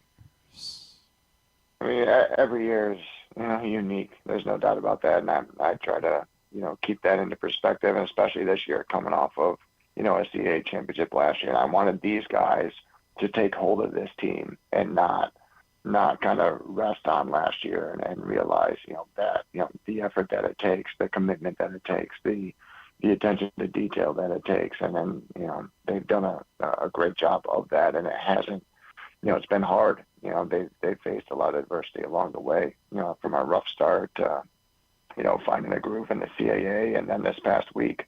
So again, it's, we look at it, 1 year at a time, and, the fact that we've been able to stack a couple, strong years here together is awesome, for the program, and, excited for the guys in those specific years. But, it's important for us to recognize that, next year is just going to be, a new year and that much more of a challenge, and be able to, step in the locker room and step on the field ready to attack it. But, this year's been a fun ride, and we're excited to keep it moving forward. I appreciate it. And that is, of course, this Saturday. They will be on the road. Not that far up. Plenty of you will be very capable of making that drive up to Princeton Saturday afternoon to support the Tigers in the opening round of the NCAA tournament. Coach, I can't say congratulations enough. Remarkable job that you guys did in getting things, the ship righted this season. And, boy, was it an awful lot of fun and thrilling to watch you win so many close games, including on Saturday. Go get them on Saturday, and let's have another conversation, right, next week. Let's do that again. Appreciate you taking the time for us this morning, as always. Sounds great. Appreciate you having me on. Thanks so much. There you go. Towson head coach Shawn Nadelen as they get ready for Princeton Saturday afternoon. Princeton, the 3 seed in the NCAA tournament. Syracuse and Harvard on the other side there. Should Towson find a way to go win on the road against a really good Princeton team. Harvard gets in over Army. I think that was the big contention last night. Army loses in the Patriot League semifinals in shocking fashion and misses the tournament altogether. When we'll talk about it with Patrick tomorrow. Like, that's a team that I think you could have looked at and said had a viable chance to, in a wide open year, make a run not just to Memorial Day weekend, but maybe, who knows, to win the title. So that's tough. Unfortunately, playing in that league, it makes it tough to get more resume-building wins as the season goes on. Really difficult thing to say to Army, sorry, you're out altogether, but that's the way that it worked. Maryland loses to Ohio State in the Big Ten championship game on Saturday night, but they are still the 2 seed in the NCAA tournament. They will get the winner of Robert Morris and Air Force at home on Sunday afternoon. And how's this for winning the Big Ten? Go get them, boys. Ohio State opens up the NCAA tournament with Notre Dame, 2-time defending national champions. I get it, not having quite the same season this year, but still, that one ain't going to be easy. Those are the headlines from the NCAA tournament selection show. When we come back in, Jeremy Conn joins us as he does every Monday. It is a Monday edition of Glenn Clark Radio. Something big is coming to Maryland, but it's more than what you think. Because this year, it's more than a race. It's the Preakness Festival 150. And if there's one event you don't want to miss, it's the Magic of Maryland music celebration with DJ D-Nice, Club Quarantine 5 Live, BSO alongside conductor Igmar Thomas, special performances by Deborah Cox, Jadakiss, Too Short, and more. Tickets are limited. Find them and see all other events free and ticketed at PreaknessFestival.com. What makes the Costas Inn so special? This is Stan the Fan telling you that it's the people that work for you, cooking and serving. But that menu is also special with a capital S. Soups, salads, the raw bar, pasta dishes, seafood specialties, and entrees like the Costas combos, steaks, chops, ribs, amazingly delicious meatloaf, and all manner of delicious spilling sandwiches, including pit beef and turkey and subs. Of course, the steamed crabs are as good as you can get anywhere, and they serve them 12 months a year. The crab cakes are out of this world. Costas is open 7 days a week for lunch and dinner at 4100 North Point Boulevard. And coming soon, very soon, Costas in Timonium at the OTB Parlor at Timonium Racecourse. We'll get you the opening date real soon. Make the most out of every day in your Toyota RAV4. Available in hybrid or gas-only models. A RAV4 can get you where you want to go in style. Check out buyatoyota.com for deals on new RAV4s from your local Toyota dealer today. The latest edition of Press Box is available now, and on the cover, Luke Jackson looks at the long road back from Tommy John surgery for Orioles closer Felix Bautista, as well as Kyle Bradish and Tyler Wells. Also inside, we learn more about new Maryland basketball coach Buzz Williams from the players who have played for him at other stops. Plus, evaluators around baseball chime in on Orioles top prospect Samuel Basayo. Press Box is available for free at over 500 locations throughout the region, including 60 Royal Farm stores. Or you can read the entire issue online at PressBoxOnline.com, where you can also find great betting advice and the best daily coverage of the Orioles, Ravens, and Terps. Need a trophy or award that's as unique as the achievement? Look no further than Crown Trophy. With locations in Owings Mills and Gaithersburg, they specialize in custom trophies, plaques, and medals for any occasion. From sports and academic awards to employee recognition and corporate gifts, visit crowntrophy.com today and let them help you create a lasting memory for your school, team, or business. Crown Trophy is a proud supporter of the Maryland Public Secondary Schools Athletic Association. crowntrophy.com. One of the things that's definitely wrong with this country is that this dude still has a job somehow, some way. Glenn Clark. All right, back in here on GCR as we continue along on a Monday edition of the program. Stan the Fan Charles, Ross Grimsley, Luke Jackson, scheduled to be getting together this afternoon, early evening, 5 o'clock, facebook.com/PressBoxSports. They will attempt to make sense of what's going on. 5 o'clock this afternoon. Join them, facebook.com/PressBoxSports, youtube.com/PressBoxOnline, or PressBoxOnline.com/video. That's how you check it all out if you miss it live. As always, Stan Show is brought to you by the Costas Inn. I was just on with him this morning. Now, he's as he is every Monday. He's back with us. He is, of course, on the Big Bad Morning Show, 105.7 The Fan. ConcreteLocks.com, our buddy Jeremy Conn back with us. What's going on, dude? How are you? What's up, man? How are you? I saw Thunderbolts. I don't know if you seen it yet. Dude, I don't get to do anything. I haven't seen Thunderbolts yet. You would love it. You got kids at the perfect age to watch comics. I do want to take them, but they're still mad that apparently their mother never took them to see the Minecraft movie. Wow. So I brought up going to see Thunderbolts, and they were like, "Well, we want to, but we haven't seen Minecraft yet." And Mom said she was waiting for you, and I said, "Wait a second, she was waiting for me." And you know what that means? She didn't want to go. That's what that is. So she said, "Oh, we can't see it without Dad. He'd be heartbroken." Like, you know. Of course. you would be lost in Thunderbolts. Had you not seen Minecraft. Right. Yeah. And that's what she sold them. She sold them that we couldn't go see the Minecraft movie because it would break Dad's heart if we went without them. And, like, they accepted that. They just said, "Oh, that checks out. That sounds like Dad." I kind of like that you did it, though. Like, it's sly, but, like, so appreciate sly, the game, man. So, yes, that's on the list. I want to see Thunderbolts. No, I wanted to talk to you about just the experience. So, obviously, I was on with you guys this morning, and I mentioned I spent an ungodly amount of money at the baseball game yesterday. It was a miserable day. It was a wonderful day. It was a miserable day in my, like, I can't believe I'm doing all of this, because my wife was very worried about the bobblehead thing, and so we had to get to the stadium like 10:30 a.m. An hour before the gates open, we were standing there in the rain. Like, and the kids are losing their minds. I spent an ungodly amount of money, and I just wondered, they didn't do anything to earn that. Like, I realized that afterwards. Like they didn't get a good report card, and I said, all right, I'm going to promise you going to a game. This all happened because I got home from the shelter where I served breakfast yesterday, and my wife said, we don't have plans, and within 15 minutes, all of a sudden, we were going to a baseball game, and we were going to spend 8 hours and $1,000 at this baseball game. And I wonder, am I a bad parent that I just put up with all this? Like, am I coddling them? Am I... So there's something I've learned, and I'm not joking. Like all seriousness, and being in therapy, two things can be true. Like, for example, my dad can be an a-hole and love me. Right. Those two things can be true at the same time.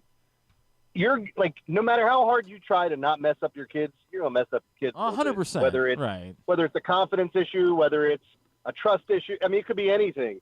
I'm realizing that my dad didn't give me anything really, and we had to fight for it. So I wanted my kids to have everything that I didn't. And maybe I gave them a little too much. Right. There is a healthy median there somewhere to find it of giving them things and making sure that they work for it. Now, I'm telling you, I realized that what happened yesterday, we went into the little because we got there hours before the baseball game.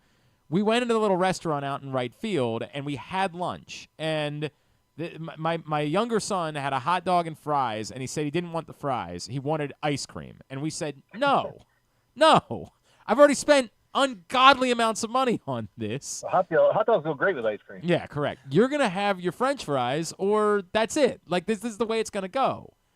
And then he started pouting, and then we were together still for hours because we got there at 10 in the morning. And at some point during, like, the third inning, we broke. Like, we just broke and said, for God's sakes, you can have some popcorn, because he was being miserable and he was pouting. And I'm like, God, what the hell is wrong with me? Like, why would I give in to that? I just gave in, and it cost me another $10. I wanted him. That's part of it. I wanted him to enjoy it. I didn't want to. Then it was impacting my ability to enjoy my time at the game. That, like, he wouldn't high five after Cedric Mullins hit a home run because he was just pouting about. But why would I reward that? Like, why would I reward that behavior?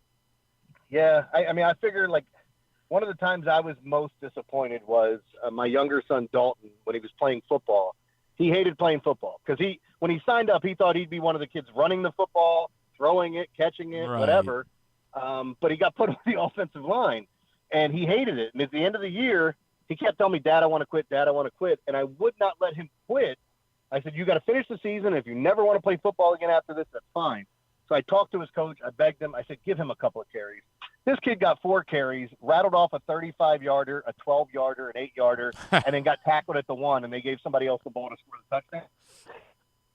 Were you mad? Were you pissed off? He's all excited about his – yeah, he wasn't mad about that. He was excited that he got to carry the ball, and I'm like, that was awesome. And he goes, now I never want to play football again. And I'm like, God. Wait, what? Wait. Yeah, he didn't want to play football after that. He wanted to just strictly play soccer and basketball. Wait a second. So, they finally give him the ball. He runs it right down the field, and then he says, yeah, I'm good. I quit. Like, what? Yeah, that's the first words out of his mouth. He's like he was excited. He was laughing and smiling, having a good time. But then it became, I don't want to play anymore. So I don't have to play anymore, Dad, right? And I'm like, yeah, that's right. But, they're going to disappoint you from time to time. You're going to give them things that they don't deserve. I mean, there's just so much that goes into it. And from the looks of it, it looks like you got 2 fun ones. So you're going to have a good time until they become teenagers. For the most part, they're fun. Here's the other thing that does genuinely piss me off, man, is that, like, I spent a check's worth of money at the baseball game yesterday, and they had to be reminded to say thank you. And that genuinely makes me want to beat their ass. Like, genuinely. Well, I mean, you got to let them know that stuff, too. Like, hey. That's not cool. Like, but I did this. I do it every time, and still the next time, like, you ungrateful pieces of, what is wrong with you? What am I doing wrong as a dad that you don't know you're supposed to, that you just think you're entitled to this? And you Get a don't job, know. You 2 little losers. I'm very much in that portion of my life as a dad. Like, I'm very much in the, like, you have to suffer a little bit. Your life is too good. You don't understand that this isn't how it works. Kids don't just wake up on a Sunday with parents that want to go wait in the rain with them for an hour over a stupid bobblehead doll. With that in mind, by the way, my bobblehead doll is available for $250. I was just going to say, like, they were on eBay before people had them. So yeah, but I was disappointed by the numbers I was seeing. I was hoping those numbers would start going up a little bit. Oh, how high was it? I was seeing like $100. And by the way, if that's what I can get, I'm gonna. The point was for the kids to get their bobblehead dolls. That was the point of this. So you got 4 of them then? Yeah, we got 4, and I don't give a rat's ass about them. So now, all of a sudden, my wife, she had that moment in the middle of the game yesterday where she let on to.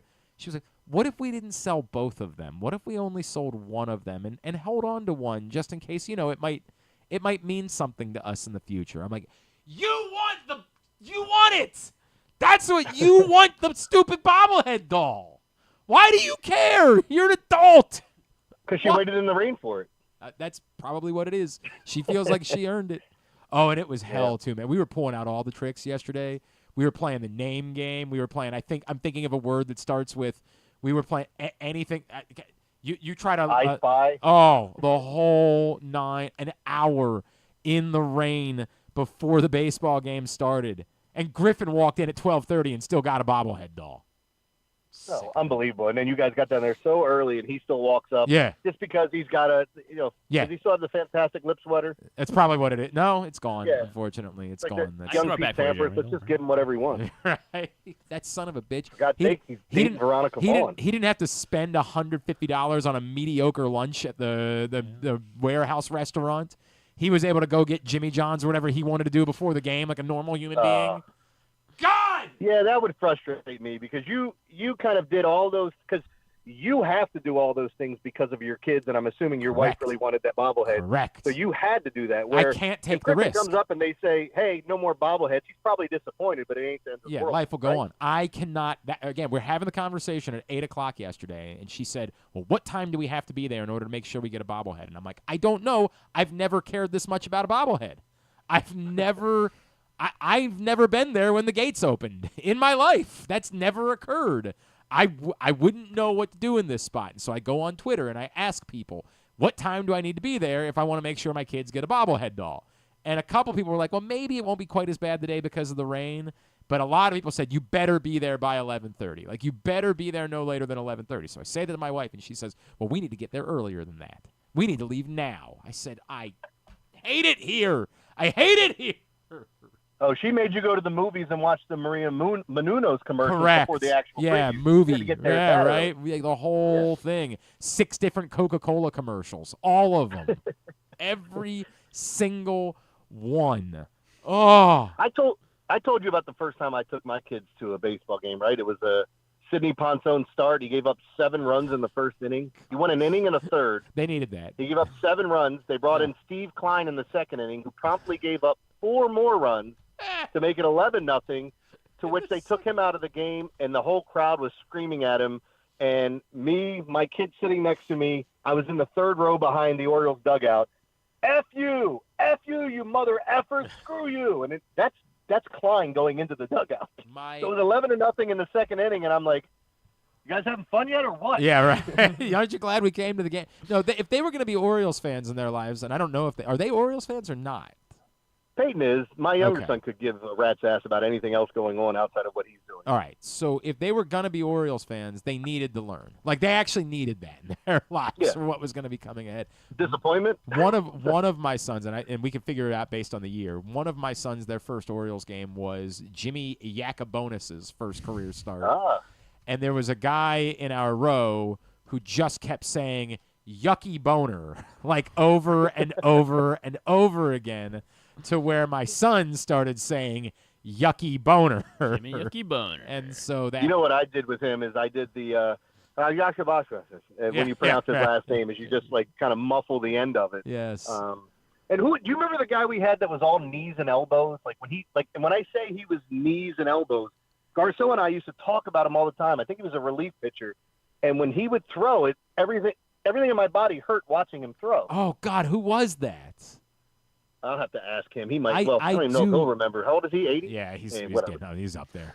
He's up there. I'm dealing with that sometimes. When I deal with Forrester now, it feels like I'm babysitting an old man, right? Like, we start talking about... I can imagine. And I don't know where it's about to go. I'm like, oh, God, because he's just gotten to that point where he doesn't know that he's supposed to have pants on certain days. Like, I've gotten that with Forrester. I'm like, dude, what the hell happened here?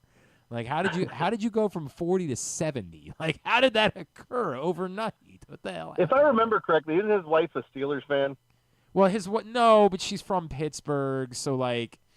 No, I'm not knocking because I did the morning show with him. Yeah. Whenever the Ravens would play the Steelers, he'd bring in the terrible cow. Yeah, to piss everybody off. His as a joke. His wife's family is all from Pittsburgh. I think. Okay. I think she's she'll still say Yins, but I think Ooh. she's kind of leaned a little bit more into like the Baltimore side of things because Ethan and she's going to the ocean and not down the mountain. Yeah, I think that's part of it. I think that's the whole deal. God, man, what a day I had yesterday. God, that was. Yeah, but you know what? You're getting a lot of content out of it, and yeah, you'll that have was these good. Stories to tell for long periods of time. That was good. I was really proud of my Tucker Barnhart joke this morning. That one was That was really good. You caught all of us off guard with that one. Yeah, I woke up this morning and we had talked. Rob and I had legitimately talked about Tucker Barnhart yesterday, and I woke up this morning and said, I better have some content. Like if I'm going to go on the show, I better have something that's not just repeating the exact same things that Rob and I were saying to each other during the stands yesterday. By the way, I think we should trade for Kyle Tucker, and then we'll have two of the whitest names, even in just one player. I just And he'd help the team, yeah, right. Yeah, that would actually be good.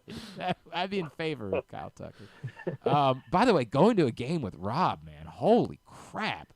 I think it's tough when I go to a game with Rita and, like, everybody knows her. Like, we're walking around, and they're like, oh, and you're that white guy she hangs out with. I'm like, yeah, hi. Yeah, I'm the one. I'm the white guy. Well, I work an event somewhere myself, like, just me. I was working at the casino on Saturday, and I swear to God, when I'm there, I get this all the time, like, oh, hey, how's Rita? And I'm like, what the?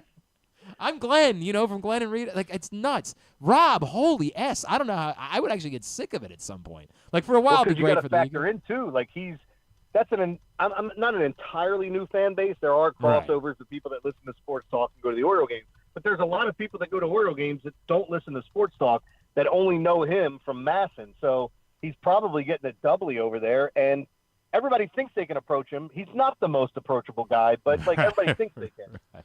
So. He's not outwardly a dick. Like he normally saves I'm just internally. balls. Like, he can't hear me. Trust me, he hates all of you. But like he doesn't. Yeah. Outwardly, he feigns like he's happy to see. He's like, yeah, guys, that's all right. My favorite is when people I used to get it all the time about where's Garceau? I don't know. Doubt. It's Saturday at 2. Like, right, believe it or but not, he would get it.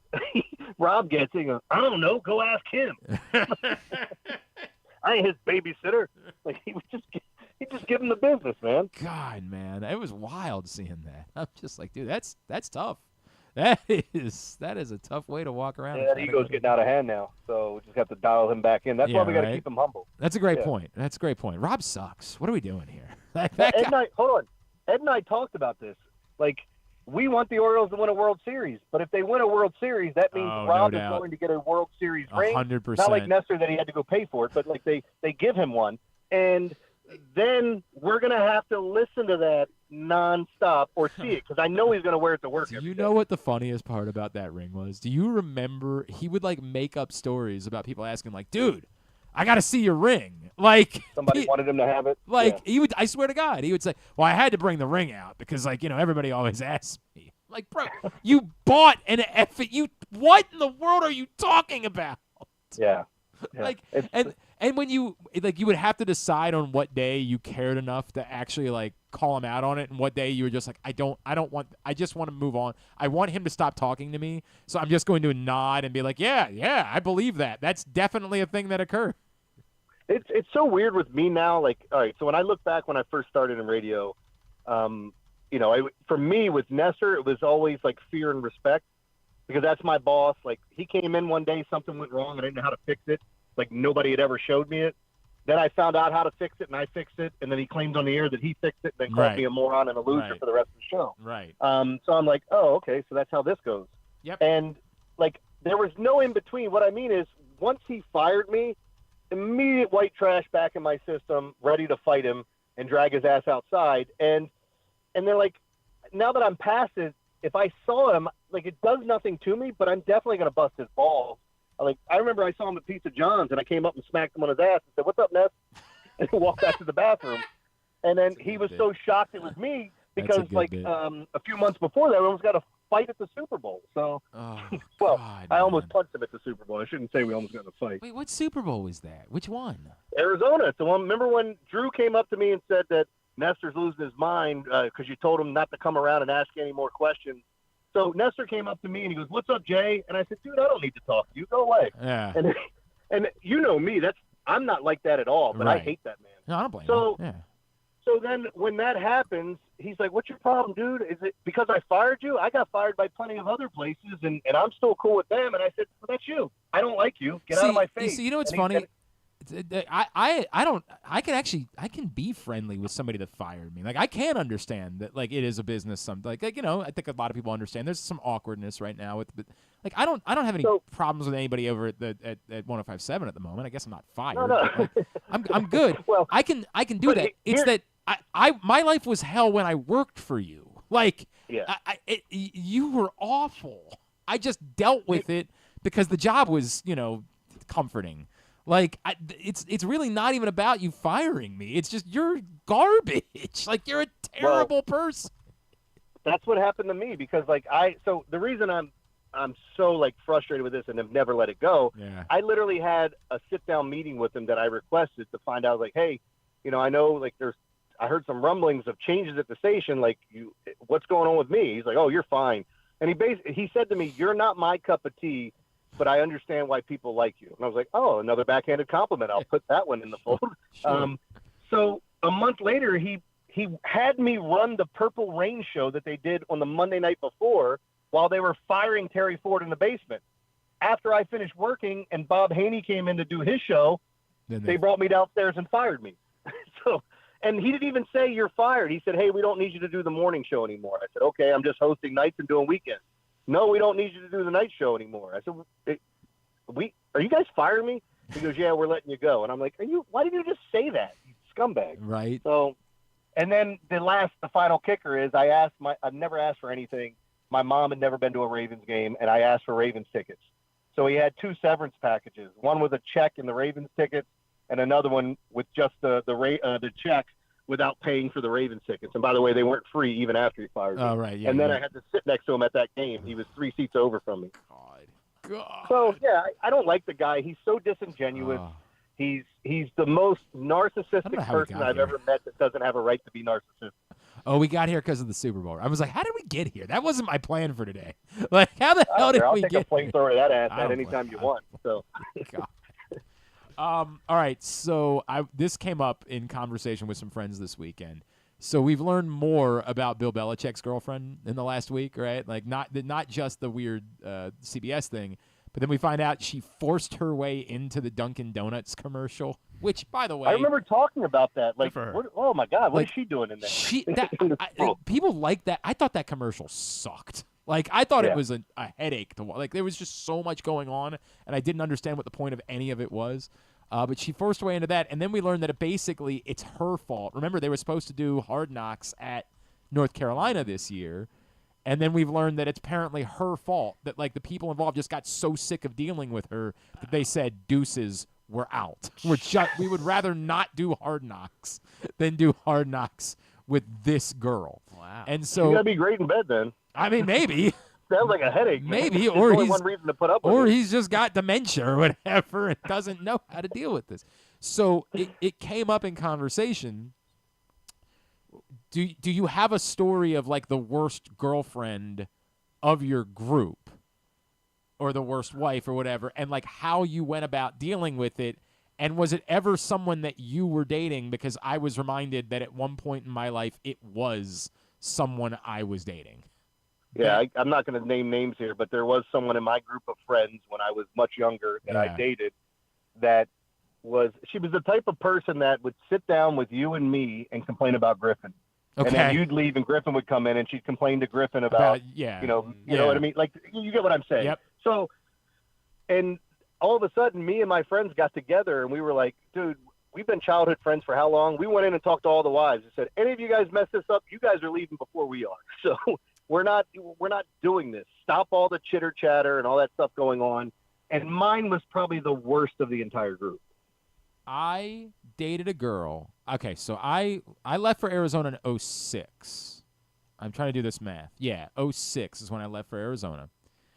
And right before I left, I had started dating, and by dating, I think you know what I mean. I had started talking to this young lady, and I said, hey, thing about that is, sorry, I'm moving to Arizona. I'm going out there for a radio show. You know, it was nice to meet you or whatever. She comes back to me and says, and look, I again, in hindsight, I'm the dumbest human being alive. But in the moment, I was 23 and, confused. So she comes back to me like 2 days later and says, by the way, I just graduated college.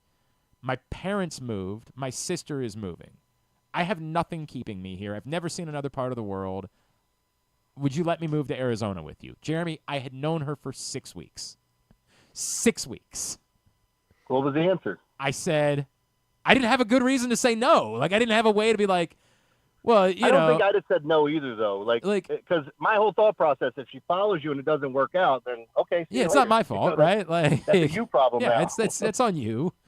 But like, I just couldn't come up with anything else. I was like, yeah, I guess, sure. Why don't you go ahead and move? I had known her for 6 weeks. You'll never believe there weren't 6 good weeks in Arizona. Like, by the time she got there, which was like a month after me, we didn't have 6 good weeks together. And everyone involved, remember, I was doing hot talk back then. I wasn't even doing, sports. Yeah. I was doing guy talk. And so everything was fair game. Like, this was the era of the post Howard Stern.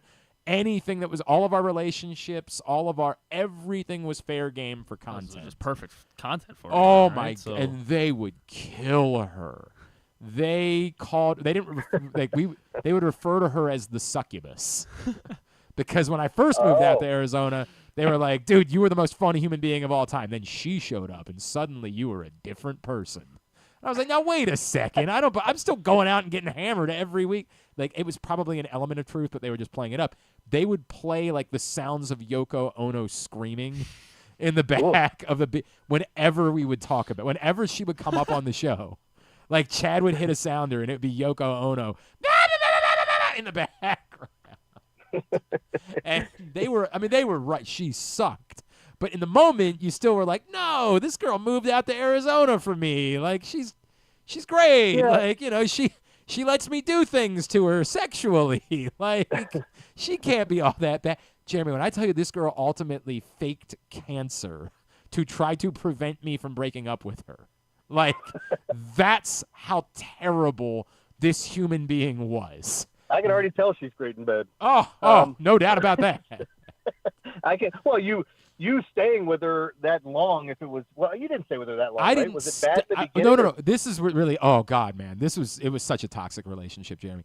I felt we came back. So I moved in September. She arrived in like mid-October. By Christmas, we came back home and we didn't see each other. Like, I spent my time with my family. She spent her time with her family. Like, we knew. Like, this was not going well, and we couldn't lie about it. Do you know where she's at today?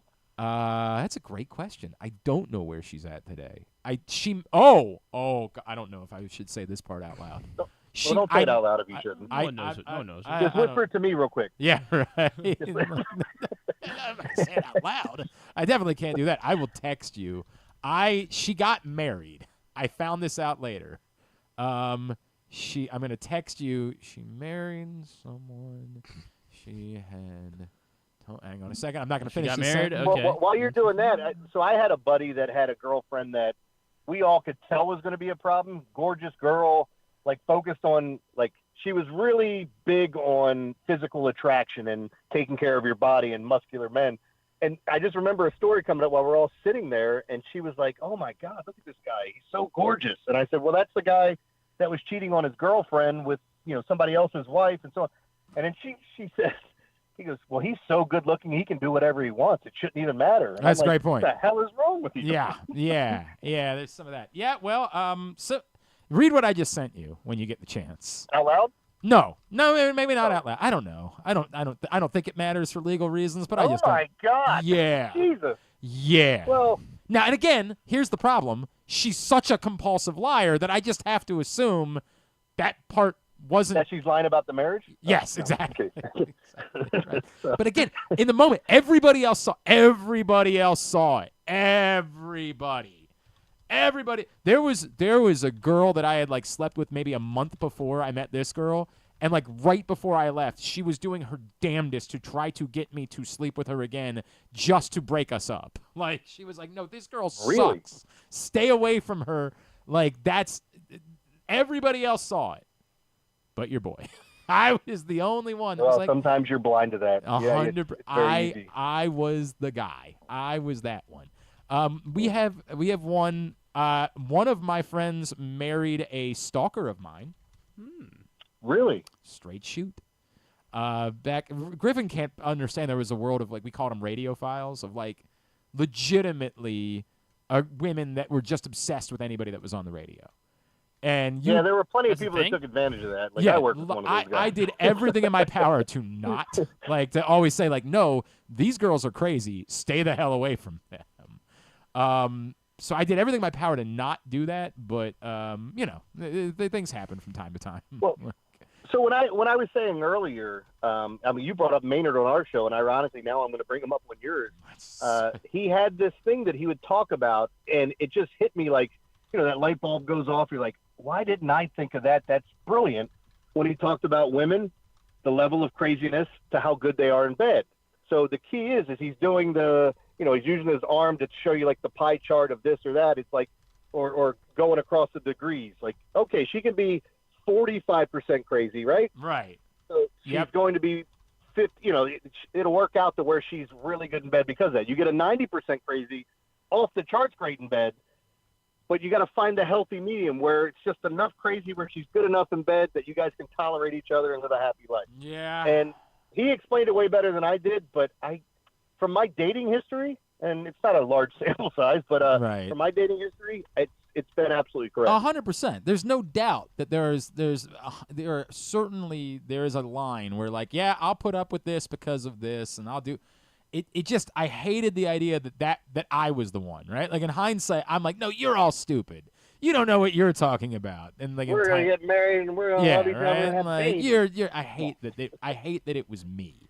Like, I'm totally fine with, like, everybody's got, like, my wife, who I love and is wonderful, she's not like the street smartest person on the face of the planet, right? I can live with that. I can live with it. She's, there's things. She really was the worst. The worst. And I'm still sick of it to this day.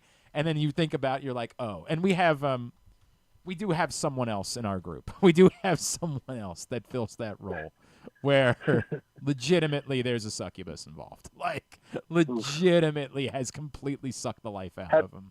Have you had a situation, whether it was you or a friend of yours, that did the girlfriend/wife changes him completely and he does a 180 and you don't recognize him anymore? There's legitimately someone in our lives that has become, like, full on, like, never said a single political thing ever, right? Oh, it was hilarious, actually. He's become full-blown MAGA, like, full-blown, I think was there on January 6th, like, the whole thing, because of a girl, right? And straight shoot on that, like, on this day on, Twitter or whatever, Facebook popped up recently. And before he met the girl, I found a post where he was making fun of people that didn't believe in vaccines. And I was like, oh, my God. Hey, what happened here, bud? How funny is this? Internet research. Full blown. Yeah. Like, I mean, I've had friends, you talk about it, changing religion, and obviously that's something in some cultures that has to happen. Right. But, like, how does it change you? I mean, there's a lot of weird things, and it is funny how much, once you get married, your significant other adapts to some of the things that you're doing. And like, my wife would never be watching the TV show she's watching. I don't know if she'd be listening to the music she's listening to, and I feel like I've influenced that. Now, she's influenced me to be a little bit cleaner, I mean, because I'm a slob. Yeah. But, like, to be fair. To be fair. Yeah, but, I mean, and she's a clean freak. She finds things to clean where I'm like, that looks fine. So, like, look, somebody would knock me. I live on a horse farm, right? Like, there's things that you do that you would have never done. There's no doubt that that's part of, like, how relationships work. But yes, they completely. There was actually a girl that was in our lives that I love, and I still to this day I love her dearly. Who was, like, hardcore Catholic, right? Like, hardcore. I say hardcore, like, she was still drinking and having sex and things like that. But, like, she had to be at church on Sundays. Like, had to be every week. And never miss mass. She met this guy, and then, like, 2 weeks later, I was bringing something up, and I was like, hey, Stephanie, how was church? And she was like, oh, everybody knows I'm an atheist. Everyone knows. I've always been an atheist. What are you talking? And I realized it was because of this guy, right? Like, so then I laid into it every time I was around them. Like, hey, I want to say a blessing before this, if you guys don't mind, before we have a meal. I would really like to say a blessing here. Dear God, or in the case of some of us, absolutely no one. I love that. I mean, it's kind of interesting when you see somebody change everything that they do. And I would say a lot more women kind of adapt to the men, especially if you're one of those guys that plays sports, the girls that come to the softball games and all the other things. And then even the ones even better than that join in and play if they didn't play. Like my wife is super athletic. I tried to get her to play in all these co-ed leagues, figured it'd be a great bonding thing with us. And she's like, no, I don't want to do that. See, you know what's really fun? My wife played in like the Bel Air Kickball League for years, and was no good, but was enough of a good time that people liked having her there, right? Like, now you would not have. You would have. She'd have been benched. Yeah, you might have physically assaulted her. She's not going to take this seriously. She's out. But like she base coach. She was fun enough that nobody cared that she sucked. Actually, she was really great at getting on base. All of the girls that would like try to bunt and then like kick it directly to the pitcher, and you'd be like, "What are you doing?" Like, she was great at rolling, especially on those turf fields, man, where that ball would just roll forever. Like, she would roll that bunt right perfectly. She was always on base, man. It was crazy. Always on base. It's funny because like one of the girls on our team, you talk about. I'll leave you with this, or if you had something else you want to talk about, I got nowhere to go. I got nowhere else to be. I'm Richard Gere. So no, but anyway, my buddy's wife. I don't mind saying her name, Bridget. Bridget is this sweetheart of a girl, and she is just, you have no idea what's going to come out of her mouth at any given moment. Yeah. Like, wherever you are, she could ask one of the dumbest questions in the world where you're going, I can't believe you asked that. It's common sense. And then answer the toughest question. Like, just such a wild card. Like, when we went to Iceland, she thought fairies were real. Like, they tell you or elves. They tell you there's elves running around. And they gave her, like, it was almost like a Kool-Aid potion, like a Kool-Aid mix thing. And said, if you drink this, you can see elves. And then she bought it for $11.99, and then drank that great potion, whatever it was, and tried to convince me she could see elves. I'm like, you're an idiot. So well, did you try it? Get them both ways. And she's also the one. She's also the one. We were in a hot tub, and my buddy Brian said, "I know what you did, Bridget." And she goes, "Oh my God, I'm sorry, guys. I peed in the hot tub." He goes, "What? I didn't know that." She goes, well, everybody pees in the hot tub, right? I was like, no, you disgust. She goes, well, you didn't get out. So she is our wild card, but she's the one that's greatly accepted because she's so weird that it's fun. There's if I can get entertainment out of it, 100%, right? Like, there's a trade-off that you'll take for the entertainment. It's the person who just sucks. Like, just sucks. I know those people. Oh, man. All right. What's your deal this week, pal? Well, I'm getting in a sleep study on Friday. They're going to knock me out and hopefully find out what's wrong with me. Ooh, diddle you while you're asleep. I'm looking forward to that. Oh, that's come in. People can come in and diddle me. I'll never know what's going on. It's very exciting. Wasn't that the Shia? Oh, I don't want to make jokes about that. Never mind. Go ahead. That's not no, but it'll be. We got Mike Elias on the show tomorrow, so we are going to ask noteworthy. Tough questions. Yeah. And I want to talk to him about how he's getting killed in free agency. I want to know what happened on some of the trades. I know he's not going to tell us anything here with that, but like, did they ask for too much? Was it even an option? I don't know how in depth we get into it, but he asked to come on, and so we'll have him. That's a very good get. Meanwhile, we'll be having Mike Elias's Little League third base coach. You guys are so good at. I was thinking about that with every draft prospect. Like, oh my God, I wonder who they've got on with this. At JCon Sports is how you follow him. ConcreteLocks.com with 2 N's. Big Bad Morning Show. Love you, buddy. Appreciate you. Let's talk again next week. All right. See you, man. Yep. Jeremy Conn with us every Monday here on GCR. He's the best. Proctor reminds me, like, it's so funny to think about. I guess my wife really wasn't that bad at kickball. Like, she I don't know if she ever caught the ball, but we normally would have her play catcher, so that wasn't really a problem. And she legitimately, where other females on the team would, like, try to kick the ball sometimes and end up popping out, like, my wife knew what her role was every time she came to the plate. Her job was to roll that ball just far enough. Role player. Just far enough, because the rule was girls could bunt, but the bunt still had to get to like 20 feet there was or like whatever. a cone or whatever that was set up. Like bunt still had to get there, and if it didn't get there, it was a foul ball.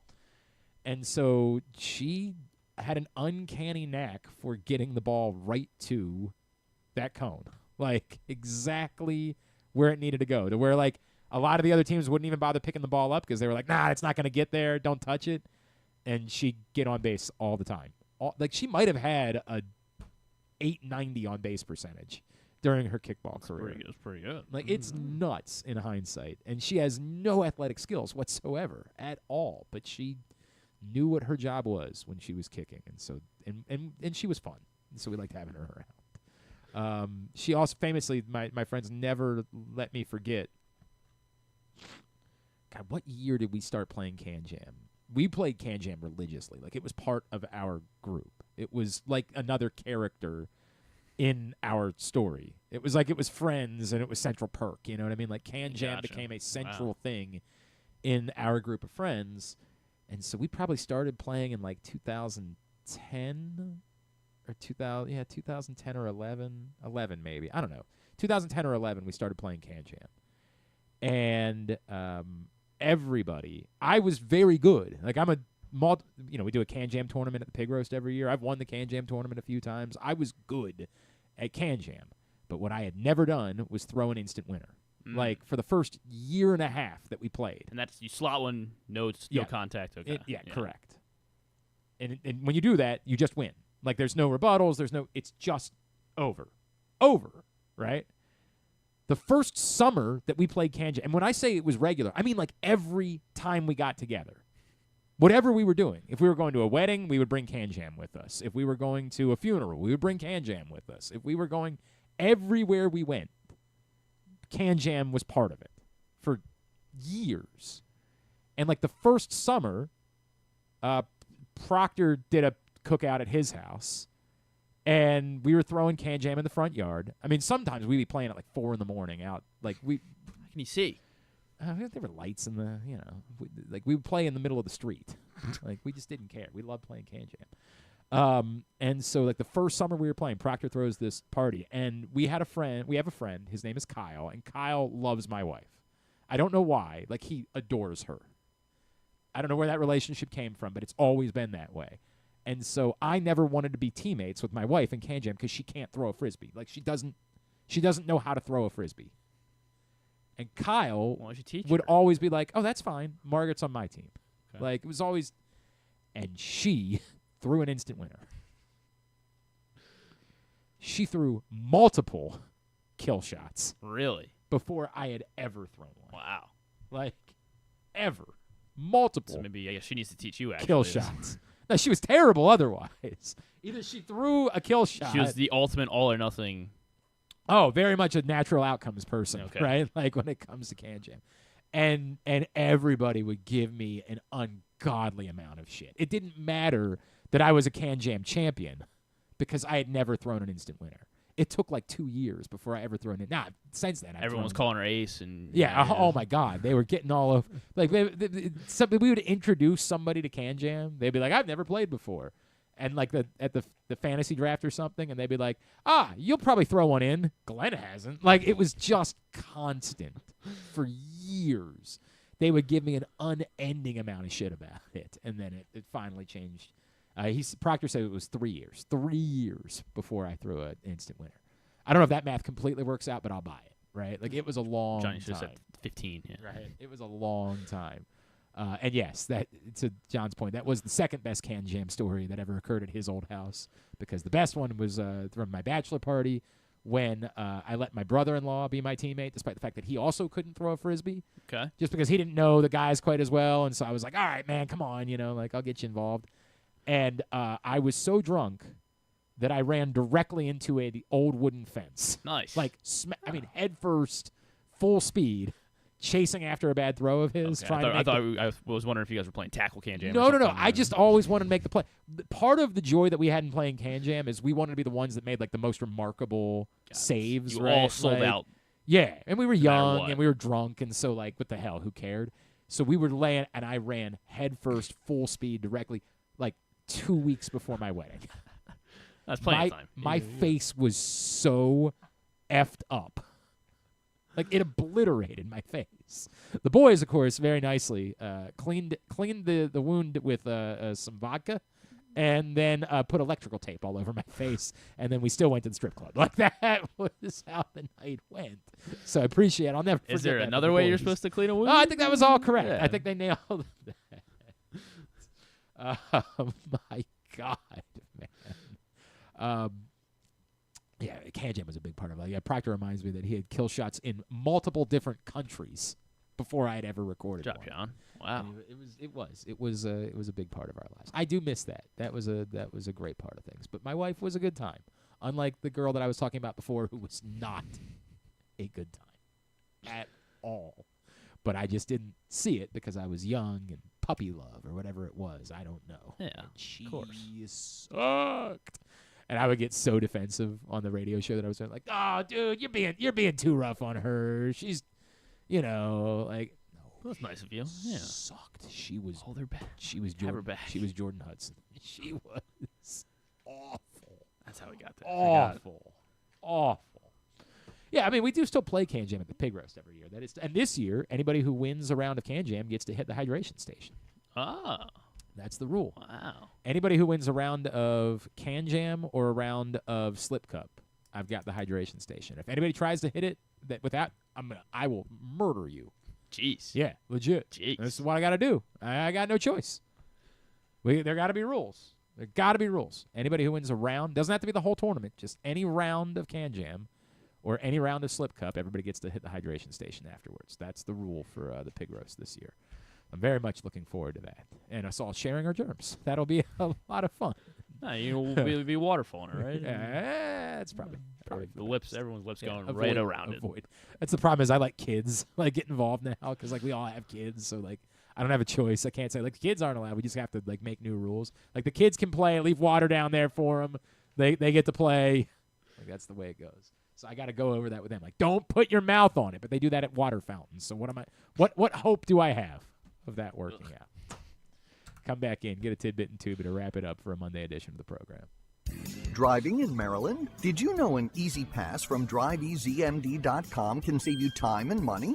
Of course you did, because you are a thrifty driver. An antenna reads your Easy Pass transponder and automatically deducts the toll from your Easy Pass account. There, you just saved money with Easy Pass, all without slowing or receiving a notice in the mail. Well done, thrifty driver, well done. Get your Easy Pass at driveeasymd.com. Baltimore's Classic 5 golf courses make golf fun and affordable. All 5 local courses, Pine Ridge, Mount Pleasant, Forest Park, Carroll Park, and Clifton Park, are challenging and fun for players of all skill levels. Book your tee time today at classic5golf.com. Discover luxury without limits at Live Casino and Hotel Maryland. This April, unlock a world of high fashion delights and exclusive style. Earn entries daily starting April 1st and join our drawing on Friday, April 25th. 19 will win up to $2,000 in cash and free play. And one grand prize winner will take home a curated Versace homeware collection. At Arundel Mills, must be 21. Please play responsibly. For help, visit mdgamblinghelp.org or call 1-800-GAMBLER. Something big is coming to Maryland, but it's more than what you think. Because this year, it's more than a race. It's the Preakness Festival 150. And if there's one event you don't want to miss, it's the Magic of Maryland Music Celebration with DJ D-Nice, Club Quarantine 5 Live, BSO alongside conductor Igmar Thomas, special performances by Deborah Cox, Jadakiss, Too Short, and more. Tickets are limited. Find them and see all other events free and ticketed at PreaknessFestival.com. Gambling can be a fun and entertaining experience, but there are risks involved. If you're planning on betting on the game at the casino or on your phone or computer, know your limit, stay within it. Set a budget and a time to stop. Remember, gambling isn't a financial solution and it doesn't mix well with alcohol or drugs. Know the risks and have a plan before you begin gambling. For free and confidential services, call 1-800-GAMBLER 24/7 or go to helpmygamblingproblem.org.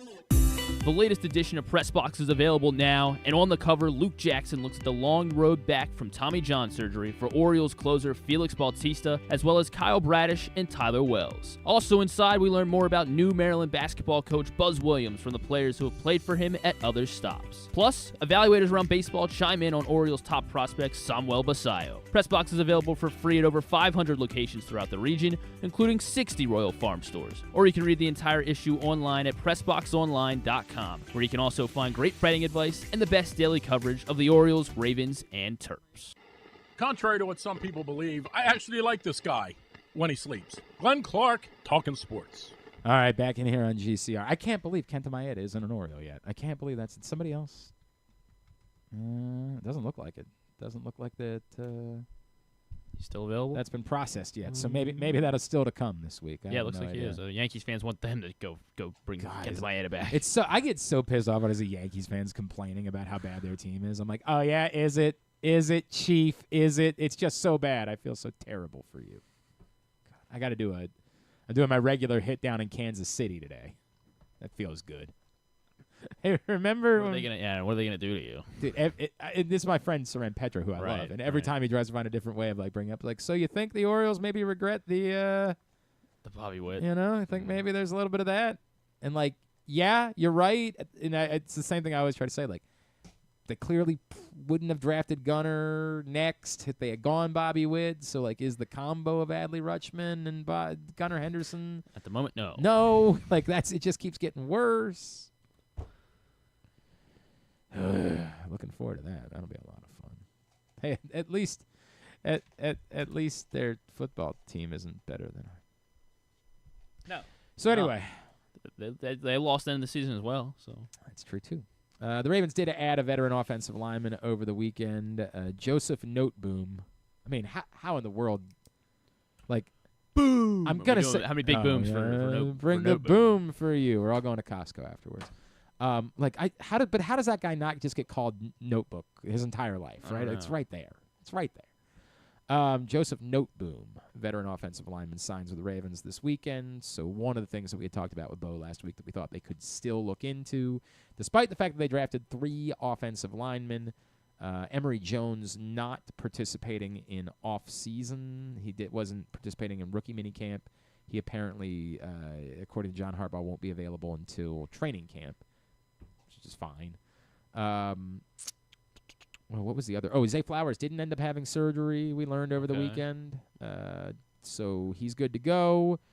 And I feel like there was something else. Oh, yeah, Mike Green spoke to the media yesterday and kind of, you could sense, was politely telling them, I'm not talking about it anymore. Like, I talked about it at the Combine. I addressed it. And he did it in I thought there were 3 questions back to back to back about his past, and he kind of like answered it. You could sense he had been coached up. Like, now moving forward, I'm going to be talking about the Ravens. That's what I'm going to be doing. That was he very much, in a polite way, kind of said, I'm not going to be talking about it any longer. Like, this is just, I'm a Raven now. That's what we're going to be doing. And so that's his prerogative. That's his right. As long as there's nothing more that we learn or nothing else happens, that'll probably be okay. He'll probably be able to do that for the most part. I think that was it from rookie minicamp. Yeah, I guess the other big thing, just him wearing number 45, so that's a little strange, I guess. Because Jalen Ferguson? No, I mean, I just, he's an edge rusher. I don't. Isn't that what Jalen Ferguson wore? Well, I think so, yeah. But all right, so there's some history. But like linebackers wear numbers in the 40s. Yeah, but we can get him a better number. I don't know. No one cares about. Yeah, actually, that's not true.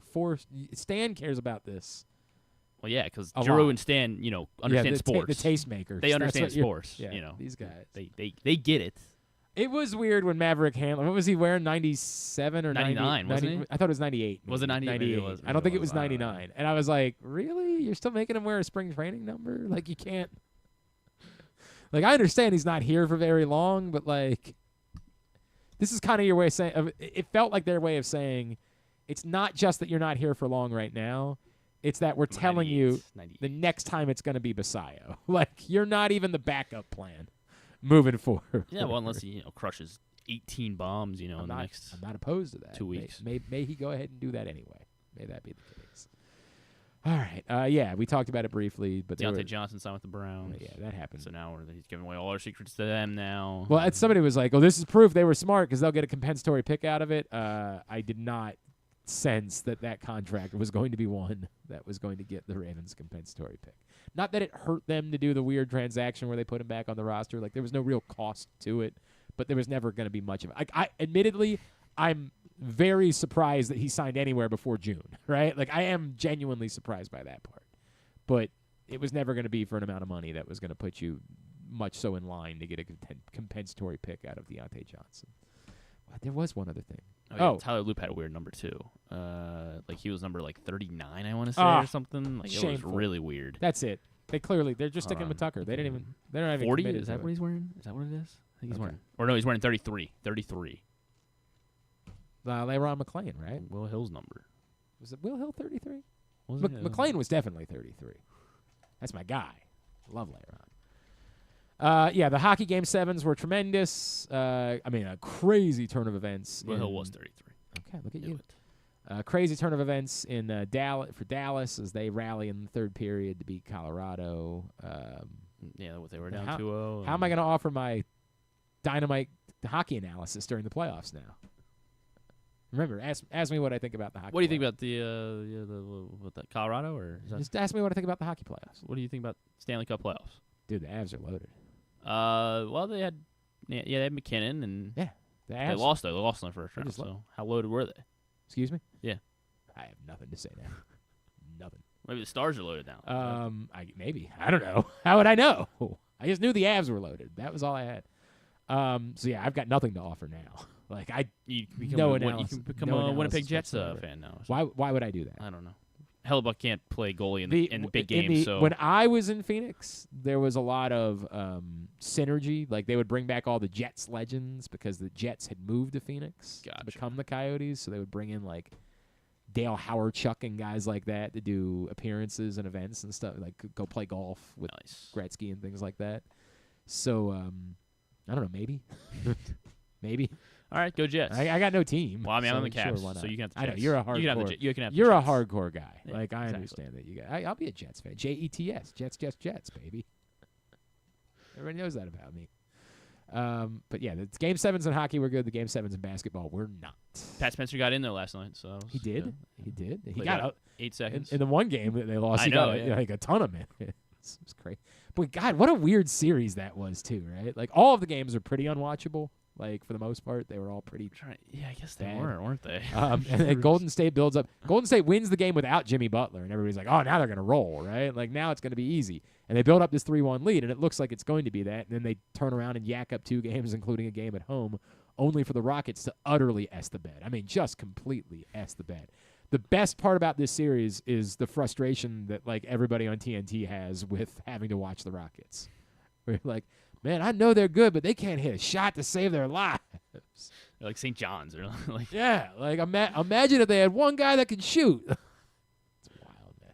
All right, you want to get a tidbit? Yeah, I guess so.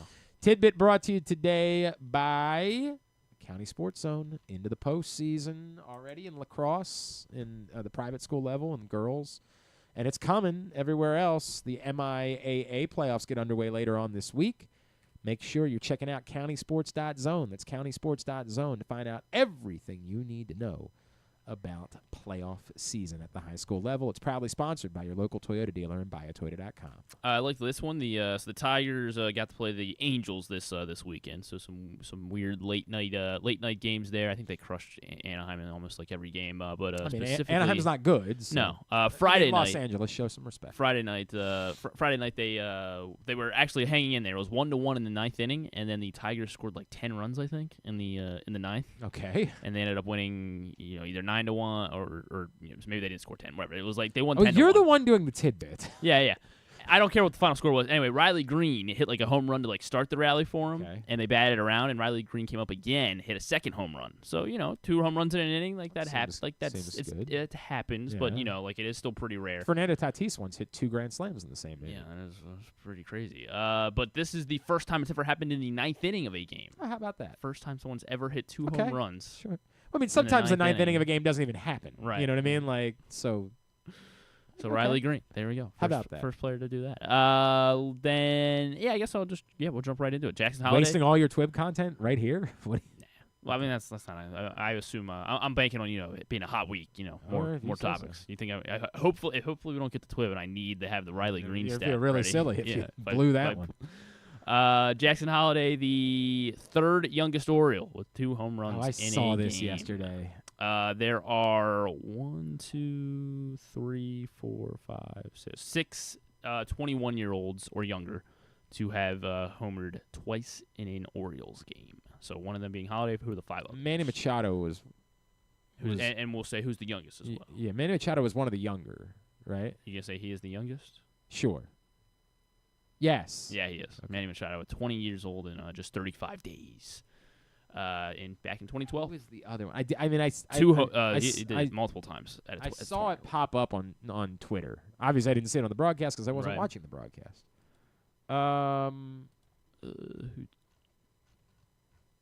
thought somebody shared it. I think Matt Wyrick shared it. Although I don't know if he shared like the full list. Was it Boog Powell? Boog Powell is on the list. Was he the other one that was younger? Yep.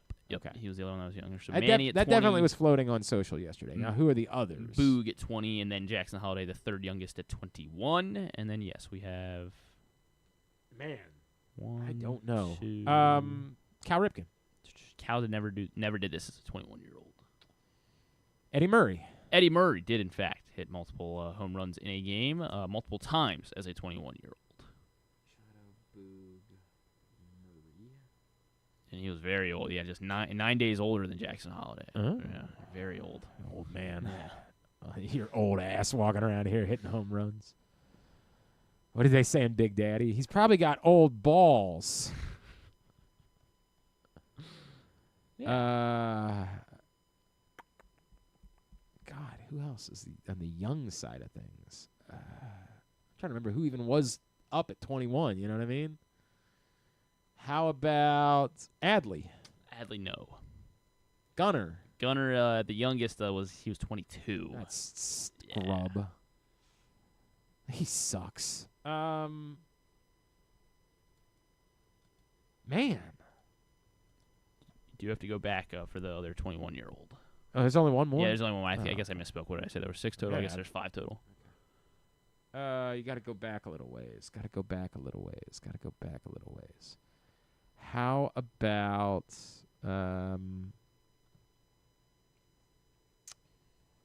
Jesus?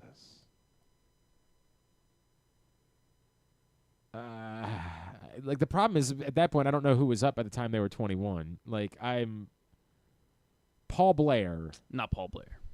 Ken Singleton. A little further back. How first World Series team. First World Davey Johnson. No, not Davey Johnson. First World Series team.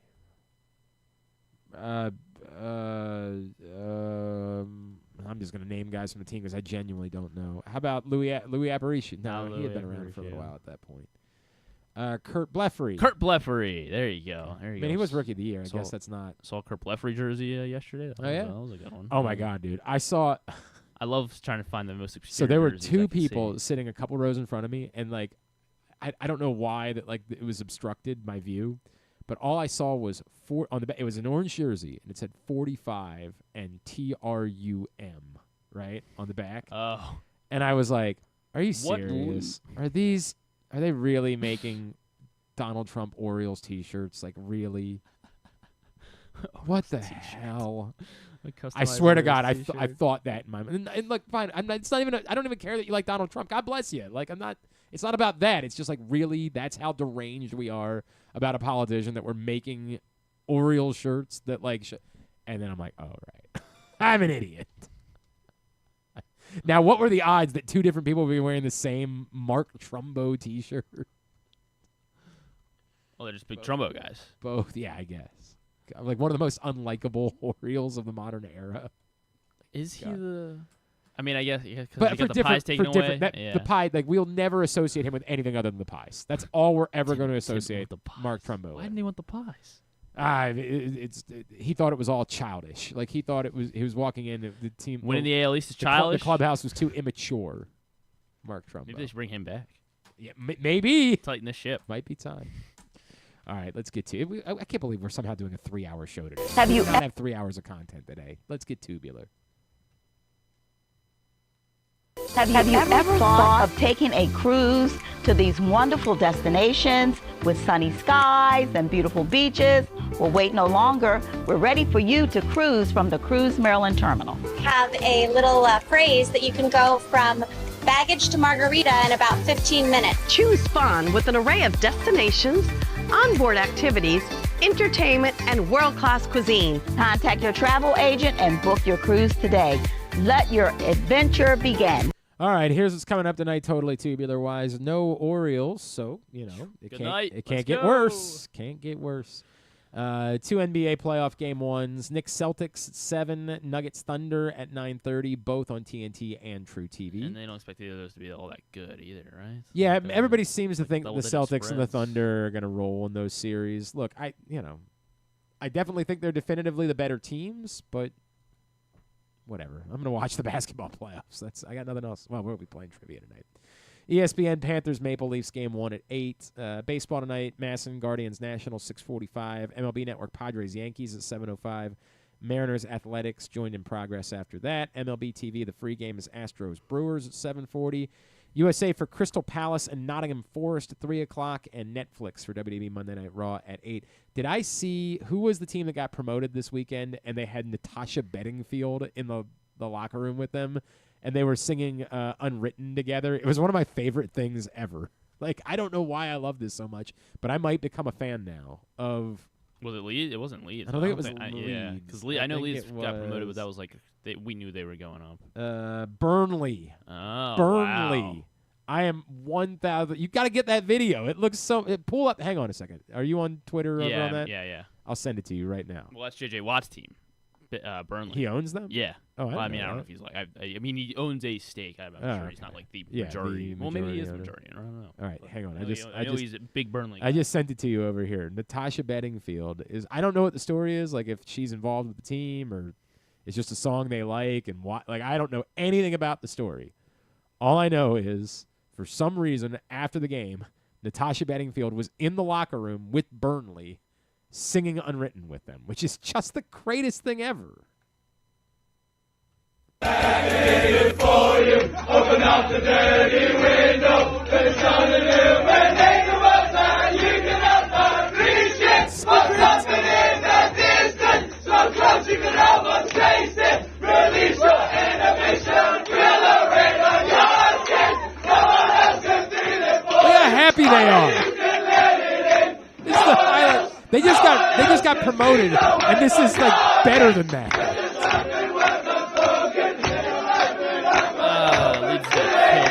Wow, are you a Leeds guy? I'm gonna have to be. I've got no choice. I'm gonna have to be a Burnley guy now because of JJ Watt team. So you. What, you hate JJ Watt? No, I don't hate JJ Watt, but I mean, everyone's gonna be rooting for them. Is that the way the world? Do we as a nation just follow what JJ Watt? Did I miss that somewhere? Yeah. Everyone knows that. No JJ idea Watt that he had Burnley. that he was the tastemaker. I thought that was Stan and Drew that were the tastemakers around here. That's so great. JJ Watt. Everything about that is wonderful. I don't know what the story is, but I love it. I think it's better that I don't know the story. Do we? Okay, all right. Give me a non-sport highlight. We gotta go. It's 3 o'clock in the afternoon. Non-sports wise, it is the season 7 finale of All American on CW. Yeah. Not caught up. Then we got the Gemstones finale kind of sucked, but oh really? I mean, in the way that like I know how's it? It's the problem that finales like, always have. Like the Succession finale was great, right? Like everything built up to the question, and like they really did it well. Finales are so tough because like Gemstones, they had to like force some of the conflict in order for there to be conflict. All we really wanted was Walton Goggins riding around with no pants on. Like that's really all we wanted out of Gemstones. No, we didn't get any. We got very little Baby Billy in the final episode It was incredibly disappointing how little Baby Billy there was in the final episode of Gemstones. George Clooney and Chloe Fineman on Seth Meyers. She is in no. Okay, yeah, they're promoting Gemstones, obviously. But she's in a movie that actually looks pretty funny. That's coming out. It's called, this is Jillian Bell's like directorial debut as well. And it's like she's a stripper. And she's supposed to be like so it's called Summer of '69. Yeah, and so there's a high school student who wants to she has a crush on this boy. And she like goes to the strip club and meets Chloe Fineman and pays her off to be a sexual consultant to be her sex teacher. Like the premise is promising. Yeah. Chloe Fineman's great. Like when does this come out?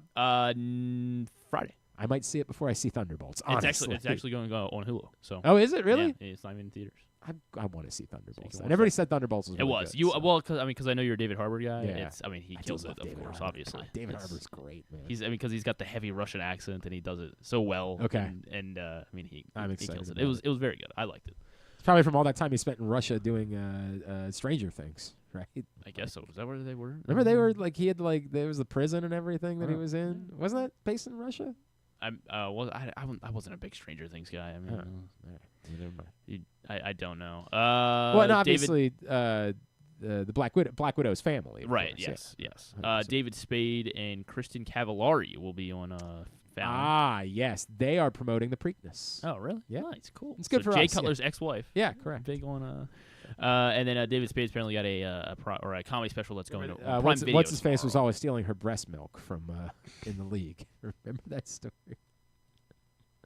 Noah Wiley and Tom Segura on Jimmy Kimmel. New season of ER dropping this week. Okay. What the hell is Noah Wiley doing? He's in the pit. Oh, that's right. Yeah, so another emergency room based. That's so show. funny, right? Tom Segura's actually got he's got a dark like comedy series coming out on Netflix. It actually looks really, really, really kind of fun. Like I don't consider myself like necessarily a Tom Segura guy, but like I watched. So the first. I think 15 I seconds, like the idea of Tom Segura more than I actually like Tom Segura. The first 15 seconds. Again, I'm not a Tom Segura, but the first 15 seconds of this trailer were amazing. Where I think it's gonna be like each episode like isn't necessarily like related. It's just like him kind of just doing like short little skits more or less, but like highly produced skits. But it's like the first one is he's like a hitman and it's like him doing a voiceover and he's like, it's all, I've got 2 rules in life: no women, no children, no civilian, whatever. And then he's like lining up a shot to kill this guy, and he's like at a restaurant and the server just walks in and he kills the server. All right. And they cut to him and he's like, oh. All right. I'd take a look. It looks funny. I did watch 4 Seasons over the weekend. Oh yeah, started it here. First on episode Friday. was good. I liked. It was a lot. Like I didn't know everything that I was getting into. It was like heavy, right? Like it ended up being really heavy. It was still funny. I mean, like it's still. He's got Steve Carell and Tina Fey. And Steve Carell, Tina Fey, Will Forte. Like there's a lot to like there. Coleman Domingo's excellent, and then what's her face from Reno 911 who plays the. Oh God, the hell is her name? Yeah, you watched it. This is why I have the problem with people. You're not watching this. Carrie Kenny Silver, who played Weigel on Reno 911. Was excellent in that. So it was very good. It was very good. I also didn't know it was a show. I thought it was a movie because the original 4 Seasons was a movie. Getting tied up for 8 hours. Well, it's not. They're not 8. It's 8 episodes, and they're a half hour. Oh, okay. And it's Netflix, so they're not really even a half hour. You know what I mean? Like, it was good. It was good. Anything else? I believe that's all. All right, very good. Yeah. God, we could have been here long enough. Might as well be. Thanks today to Jeremy Conn. Thanks also to Junior Alvarado. Thanks to Shawn Nadelen, to Zach Moore. We'll get all that up in the greatest hits section of the. Oh, I didn't know we were doing it again. Say his name and he appears. I believe in Joe Hendry. Tab at GlennClarkRadio.com. I saw you want me to think of a new one again. Oh, I mean, I wouldn't mind just if keep it was rotating wrestler. Relevant. Yeah, I don't know. It doesn't have to be wrestling. No, it does. It doesn't. I like the oh my God thing. That was great. Tomorrow on the program, scheduled to be joined by 5-star Maryland basketball commit Darius Adams, scheduled to join the program. I think we're the problem. Program is a problem. Me, hi, I'm the problem. It's me. Hi, Leah. Leah's here. She's like, you That's guys are still on. It's 6 o'clock. What are you doing? Darius Adams. It was a busy weekend. It was a busy weekend. Also tomorrow, the great Aries Spears. Yes. Very funny man, Mad TV, amongst other things. Looking forward to that. I'm Sure, he'll do his shack And for we will us. be punishing John Proctor. Right. John's in tomorrow to do the – which one is this? This is the Philly milkshake, right? The cheesesteak milkshake? Yes. You got this covered? Yeah. You're good? Yeah. All right. Yeah. We're throwing a cheesesteak in a I mean, milkshake, I right? think. Like, Double yeah. check that that's what they did at the Miami game. I mean, yes, that is what they did. Make sure you've got that right. Well, what else? Just look would at it. entail? Why wouldn't you just say, I will? Yes. God. Already done. No, it's not. Yes, it is. You're just lying. Proctor will be here. He says he's making a quiz, so I hope. I guess it means it would be you versus me. Oh, great. So I hope. Can you throw one in there? I'm trying to think. What do something Star Wars, John. Oh, I'd be I'd effed. Yeah. I'd be so effed. Give me a chance. I got no hope. Nah. See, wait, he does know something Star Wars. Yeah. All right. Thanks to everybody at Pressbox. All of our great What other and topics? Patrick, of course. What other tomorrow. topics do I know that you don't? Give me dodgeball. Yeah, there we go. Dodgeball. Recent He's got- champions. yeah, you can do right. that. Like, or any champion. No hope. I know one. Let me go first. Towson. Thanks, everybody at Pressbox. All of our great sponsors and partners, including Live Casino and Hotel, the Preakness Festival, Cruise Maryland, Crown Trophy, Easy Pass, Baltimore's Classic 5 Golf Courses, HelpMyGamblingProblem.org, Costas Inn, Maryland Sports, your local Toyota dealer, buyatoyota.com. Thanks to Griffin at Griffin_Bass. Follow us, Twitter, Instagram, and TikTok at Glenn Clark Radio. Have a great Monday evening. Go, nobody in particular. Duke sucks.